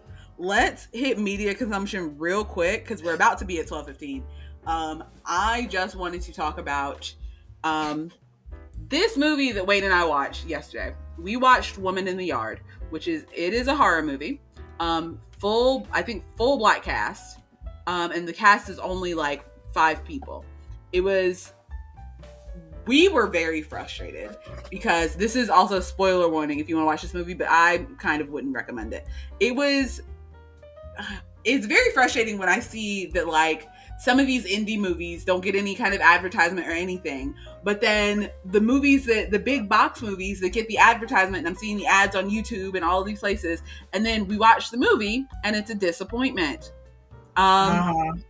So the plot of the movie is that there's this woman, her son who's like 14, it looks like, and her daughter who's like 7, maybe, 6 or 7. And they live on this farmhouse. She and her husband bought this farmhouse. There was a car accident. The husband is no longer there. And she has a busted up leg because of the car accident. And she is struggling. And I think the thing that frustrates me about the movie is because it was set up very, very well. She's struggling. Their power just got cut off. The car doesn't work, so they can't drive anywhere. She spent all night watching this video of her husband's, and now her phone's dead, so she can't call anybody. The son's phone is broken, so he can't call anybody. So they're just stuck at this house. And we find out halfway through the movie that the neighbors only live a couple miles away. The son could have walked to the neighbor's house to get some help, but the mom's like, no, you're not leaving. And it's like, she is in her own misery and is kind of keeping the kids there in her misery as well when the problem could have been solved.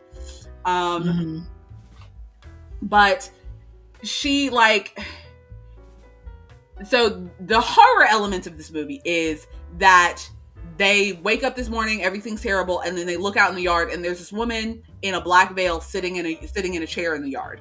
And they're like, what is she doing here? And then the mom goes out and is like, hey, what are you doing here? And she's like, ooh, you're having trouble with the kids, huh? Blah, blah, blah. And she's like, my husband's gonna be back in a minute. She's like, your husband's not coming back. And like letting her know that she knows that the husband's dead and all this stuff. And so she and there's this really fun, they do these really fun elements of there's this top down shot of the mom is standing in front of the house. The woman is sitting in the yard, and you see there's the shadow of the big tree over the house. And then you see the shadow from the woman's chair move and stretch towards the house. And there's all this fun, shadow work going on with the lady, and the shadow goes over the car that was broken in the crash, and the car sinks down from the weight of the shadow and stuff. And it's all this very fun shadow work and stuff. But then it 2/3 of the way through the movie, they shit the bed. It is so frustrating because it starts off seeming oh, it's this woman grieving and she doesn't know how to grieve, and she's kind of taking it out on her kids, and the kids are grieving too, and we don't no one is handling it very well. And now there's this demon in the yard that was, I guess, called by the grief, which would not be an uncommon theme. But then it turned out that the demon lady in the yard was a physical manifestation of her suicidal ideations, and it just ended up being trauma porn, which was very frustrating. No. Yes, it was because then we get to, because the son goes outside with a gun and is my mom's not doing anything, but my dad taught me how to shoot this twice. I can aim, and is telling the lady to get out of the yard. And the lady is go ask your mom what really happened in the car crash. We flash back. The mom was saying that she felt trapped in the relationship. And the dad's you felt trapped in the city, and now you feel trapped out here in the farm. And she's well, maybe I just need to leave. And he's well, we made this decision together. Maybe we can do something to work it out. The dad is trying to work it out, and she is just trying to shut down. Clearly she already has these suicidal ideations, and I should have put a trigger warning at the beginning of this, but she clearly already has these suicidal ideations, and she just wants to leave everything. And so she's in the car. So she told her kids that the dad was driving, it was raining, the roads were slippery, and that's how the car crash happened. She was driving in the car. She looks in the rearview mirror and sees the woman who represents the suicidal ideations, but also death, I guess. And so she crashes the car. We can't tell if it's on purpose or if it actually was because of the rain and she was distracted, but she crashes the car. So it's her fault that the dad's dead and that her leg is busted up. And so that happens. And then the woman comes into the house, and then there's all of this crazy stuff back and forth. The woman is actually her, and we realize that the woman is all the thoughts inside her brain or whatever. And then it flashes back to a moment at the beginning of the movie. At the beginning of the movie, she's getting up, she's getting on her crutches, and then before she stands up, she says, give me strength. And so then it flashes to that at the end of the movie, and she's you were calling for me. You were asking for strength to do this. And she gets the gun and is going to do the terrible thing, and she's you and I was I thought she was calling for God. What is this? What? And so then they're Oh, okay. So then she goes into like the shadow realm, I guess, and she's inside of the video that she was watching at the beginning of the movie with the dad, who was like talking about like, oh, the farm is like, I had this wonderful dream that we finish all of the work on the farm, because they bought, it was a fixer upper when they bought it. So he's like, I had this wonderful dream that we finished the farm and there were all of those beautiful flowers that you love in the yard. And so she's inside the video, but then she looks around and she sees that all of the like words on the posters on the wall are in reverse and the clock is in reverse, so she's like in a mirror world essentially. And so then we flash to the end of the movie. She's like, I just want to say bye to my, she's talking to the lady in the yard who is, we know what she represents now. And she's like, I just want to say bye to the kids. So she then at night sends the kids off to the neighbor's house and is like, no, I'm going to stay here. You guys go. And also a dog died. They had a dog. The dog died in the beginning of the movie. So, which is important to know in a minute. So she sends the kids off and is like, go to the neighbor's house, go to Aurora Farms, go get them, bring them back. I'm going to stay here. So she sends the kids off so the kids aren't there. She goes up into the attic and you see like from the shadow work, the shadow of the woman, she's holding the gun in the position to do the terrible thing. And the shadow of the woman goes into like her shadow. So they become one. And we see her looking at herself in the mirror holding the gun. And then we pan away. We don't hear a gunshot or anything. We pan away and we see like the clothes on the line in the yard. We see a silhouette of the car in the garage. And then the kids come home and she walks out and greets the kids. And she's like, and they're like, what do we do if the lady comes back? And she's like, well, we'll be there for that. We'll be there and deal with that and blah, blah, blah. But then we pan to one of the paintings in the house and the words are backwards on the painting. So I think they really thought they did something. I think what they were trying to do was say, oh, she did actually do the terrible thing. But for us, the readers, we are now in the mirror world of the ideal world of this thing has not happened. But it was like, just let it be a demon. I would have rather it be a demon. Like, let it be a demon. Because you made it too confusing. Trying to be artistic and yeah. Yes, it was artistic. When I was your age and a little bit younger, I really loved these, artistic kind of endings. And your father from the very beginning, as long as I've known him, has been like, spell it out for me. I want you to spell it out for me, because this artistic shit at the end, I don't understand what's going on. And I would always say to him, oh, well, they don't want to spell it out because it's more artistic if you do this and this and this. And now, as I'm nearing retirement age, I'm like, okay, I don't want to work that hard for my entertainment. Spell it out for me, please. I don't mind the artistic stuff. The artistic stuff is fun. I don't want you to put on your artsy airs after making me watch trauma porn of this woman who wanted to off herself, and we slowly realize that she wanted to off herself, and the kids are struggling with that, and she's struggling with that, and we find out that she was struggling with that, and that's the reason that the husband is dead. Like, either have it be somebody struggling with a mental health issue, or have it be a horror movie with an actual demon and magic and stuff like that. Have it one or the other, not both. Yes, because it felt like once that twist happened, basically like 2/3 of the way through the movie, it felt like they didn't know what they were doing, and they didn't know what they wanted to do and how they wanted to do it. Like it just felt like there was too much. It felt like there was too much. Because an artsy ending, I do not mind an artsy ending, but like, I also just don't like feeling like I was lied to. Honestly, I watched the trailer and it felt like it was going to be a spooky demon lady in the yard and what was going on, and it ended up not being that, and I felt like I was lied to. And I don't appreciate it. That is not what I signed up for.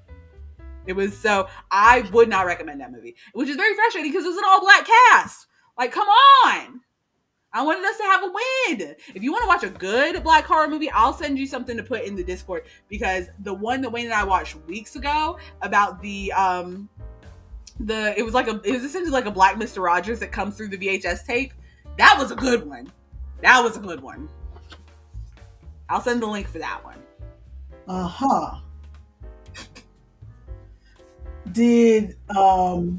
Okay, reminding myself the characters aren't real. Did I put that or did you put that? I think you put that. I did not put that. Well, now I can't remember what it was about. So, I do remember, because it was. I don't want to say, because it is a popular YouTuber and TikToker, and I love her stuff.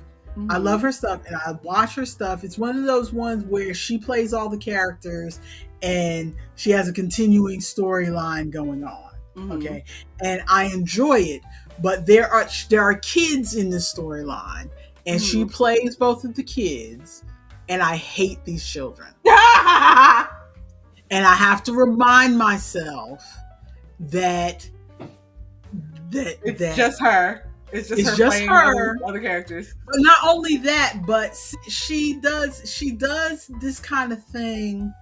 I don't want to say too much about her content because I don't want to, because you'll figure out who it is. But she does this thing where she does she has a main storyline, but then she has some little one-off videos that she does as well that illustrate things that people may do or say in your family, Mm-hmm. and she's trying to show that it's not okay that they do that, or it's okay that you have your own boundaries or Yeah. whatever. Right. So because she does that kind of content, I suspect that one or both of these kids are probably similar to her own kids. Mm-hmm. So that's why I don't want to say who she is, Mm-hmm. but I hate these children. These are the kind of children that if that made me not want to have children. Ooh. When I was before you were In born, the before times. in the before times, I would see your father and I would go around and we see, because everybody, for those who don't know, everybody in our peer group had kids way before we did. Mm-hmm. And we still had kids relatively young, because I was still only 31 when I had my last child. Mm-hmm. Okay, so I had my fourth child. So Imagine me I'm having 4 kids right now. That's what you just said. That's what you just said. Imagine me having 4 kids right now. Imagine me having a 1-year-old right now. Yep. Absolutely So, not. but yeah, I was still relatively young when I had my children, because I was in my 20s when I had you. But still, everybody we in our peer group had kids where they were either pregnant in high school or they had babies like right after they got out of high Mm-hmm. school. So we were like 10 years past most of them. Mm-hmm. So I forgot. Oh, so there was a whole period where we were watching other people Mm-hmm. with their With kids, their kids. and going, I can't stand these children. I can't stand these children.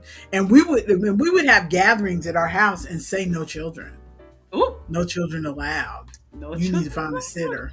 Ooh. Because these children, the things that they would let their kids do, and people who brought even later, after you guys were older, after we already had you and you guys were older, and people would bring kids around, we'd see kids and go, oh my God. As soon as they would leave, I couldn't wait for some of them to leave so that we could go upstairs in our bedroom and shut the door and go, oh my God, did you see what that child did? Because some of these kids are wild out here. And these children that she portrays in her thing, I'm like, I hate these children. I hate these children. These children are so annoying and obnoxious. Mm-hmm. And she does this whole gentle parenting of, no, baby, not right now. And we're going to do blah, blah, blah. And we're going to do blah, blah, blah. Mm-hmm. And I mean, I try not to hate on anybody's parenting, Yeah. but it's like, there's a storyline where somebody is telling her that she's too soft on her kids or too complicated or whatever, and even though I don't like that character, part of me is like, yeah, you go through a bunch of hoops with these children that I did not go through with my children. I feel like some people had the time and energy to go through the hoops. Like if you have the time and energy to do it, then go off. But some people it especially if you're like working all day and just come home and just need to like, I don't know. So, Yeah, it's like I think you're making a lot of work for yourself. mm, And then when you turn around and it's like, oh my gosh, I don't have any time for myself and blah blah blah blah blah. And part of it is because you jump through all these hoops with your children. And I'm not saying that I'm because I went in the total other direction and of benign neglect with you guys. I neglect. We might play That's Beat what. Saber today, Ronald. I'll message you after on Discord later. But yes, I was benign. I call it benign neglect because it wasn't purposely trying to neglect you, but like I left y'all to your own devices. I'm here to make sure, as I tell people, I'm here to make sure you don't burn the house down or run out into the street and get run over by a car. But other than that, once we're in this house and the doors are shut, y'all have at it. Mm-hmm. There's food in the kitchen there for you to get. Not saying I will always cook it, but Mm-hmm. it's there. You're not going to starve. You've got blankets on your bed. You've got heat. You've got food. You've got water. I shove you out the door in time to go to school, unlike my mother, who never made sure I got to school in time. Ooh. But yeah, I, yeah. My We Don't Care club started way before menopause. Let's put it that way. Apparently. But, Apparently. but yeah, I have to remind myself that these are not real people. These are not real children. She's playing characters, and these kids are probably based on her own kids. So I cannot say out loud how much I hate these children. But oh, I mean, one of the children is not that bad because I can almost tell that she's probably neurospicy or something. Mm-hmm. But or just a toddler because she's 3. Mm-hmm. But it's just cute the way they have that character talk. That's cute. Mm-hmm. The son, who's like 5, Mm-hmm. is like, no, you're just bad. Somebody needs to tell you to sit your butt down Ooh. because you know how to manipulate all the adults in your orbit to try to Ooh. get what you want. And if you don't get what you want, you're screaming. And no, Ooh, I've seen that. Oh. you'd be in another room. Ooh, I've seen that. That was like at this is gonna be the last thing I say, and then we gotta go. I've already switched the music. But I think I mentioned it when I went to this event, but I think it was last year when Wayne and I went to that event in Georgia, and there was another crochet artist there, and she had one of those little claw machine things to like grab a tiny little crochet toy, and this little girl wanted to play the game, and she played, and she didn't win, and she screamed and screamed and screamed, and she had her turn. She did not win anything on her turn, and she screamed and screamed. And then the other like child had their turn, and they I think won or maybe didn't win, but the girl screamed, and the crochet person let her like take another like 3 more chances, and she still didn't win anything. And she screamed and screamed, and finally the crochet artist just popped the box open and handed her something, and she left, and then the girl saw something on the table that she wanted, and she screamed and screamed and screamed, and the parents pulled her away, and then one of the parents came back and bought the thing for her and went and brought it back. No, absolutely not. None of y'all would have got that. I need a nanny 911 on that. That's a super nanny situation. Nanny 911. We would not, and we weren't terribly harsh parents, but but if you're screaming, you're not going to just get the thing that you want. Yeah, like exactly. That's not how that works. Because that's how you get a screaming child. Because she will then learn that, oh, I just need to scream long enough, and then I will get the thing that I need. That's one of the earliest parenting lessons I learned even before I was a parent, is that if you give them what they want after they scream, then the next time they're going to scream more. Mm-hmm. So no, you don't. That child was a menace, because I'm talking screamed at the top of her lungs. Well, I guess all the coloring pages will have to wait for next week. Coloring pages? Were there multiple? Yes. And there will be even more because I cannot I will give you a hint. I am obsessed with this book right now. Ooh, ooh! I can't wait to see. Yep, I'm obsessed with that book right now, and I had to stop myself from buying more markers. Well, we will have to look at those next week. I actually have to jet pretty early today because I've got to get to market early to do a thing. So thank you for being here on the YouTube. Do all of the YouTube things. Do the like, do the subscribe, do the notification bell, leave a comment about the things that you don't care about, I guess. Or I have nothing else for you. Leave a comment about, yeah. Do you prefer artsy films? Do you like the artsy thing? I like the artsy thing. I just don't want to watch the artsy thing after a bunch of trauma porn. It was, yeah. I think we're out of here. Do you think we should make something big and elaborate for the family picture, or should we just make some small stuff? That too. If you don't know what we're talking about, I'm gonna need you to go back and watch this live to see, because I'm not pulling it up again. I'm not gonna post it in the Discord because I don't feel like getting all these pictures together. Go back and watch this video to see what she's talking about with the Cruise-chet Along plan. And I think we're out of here. Peace out.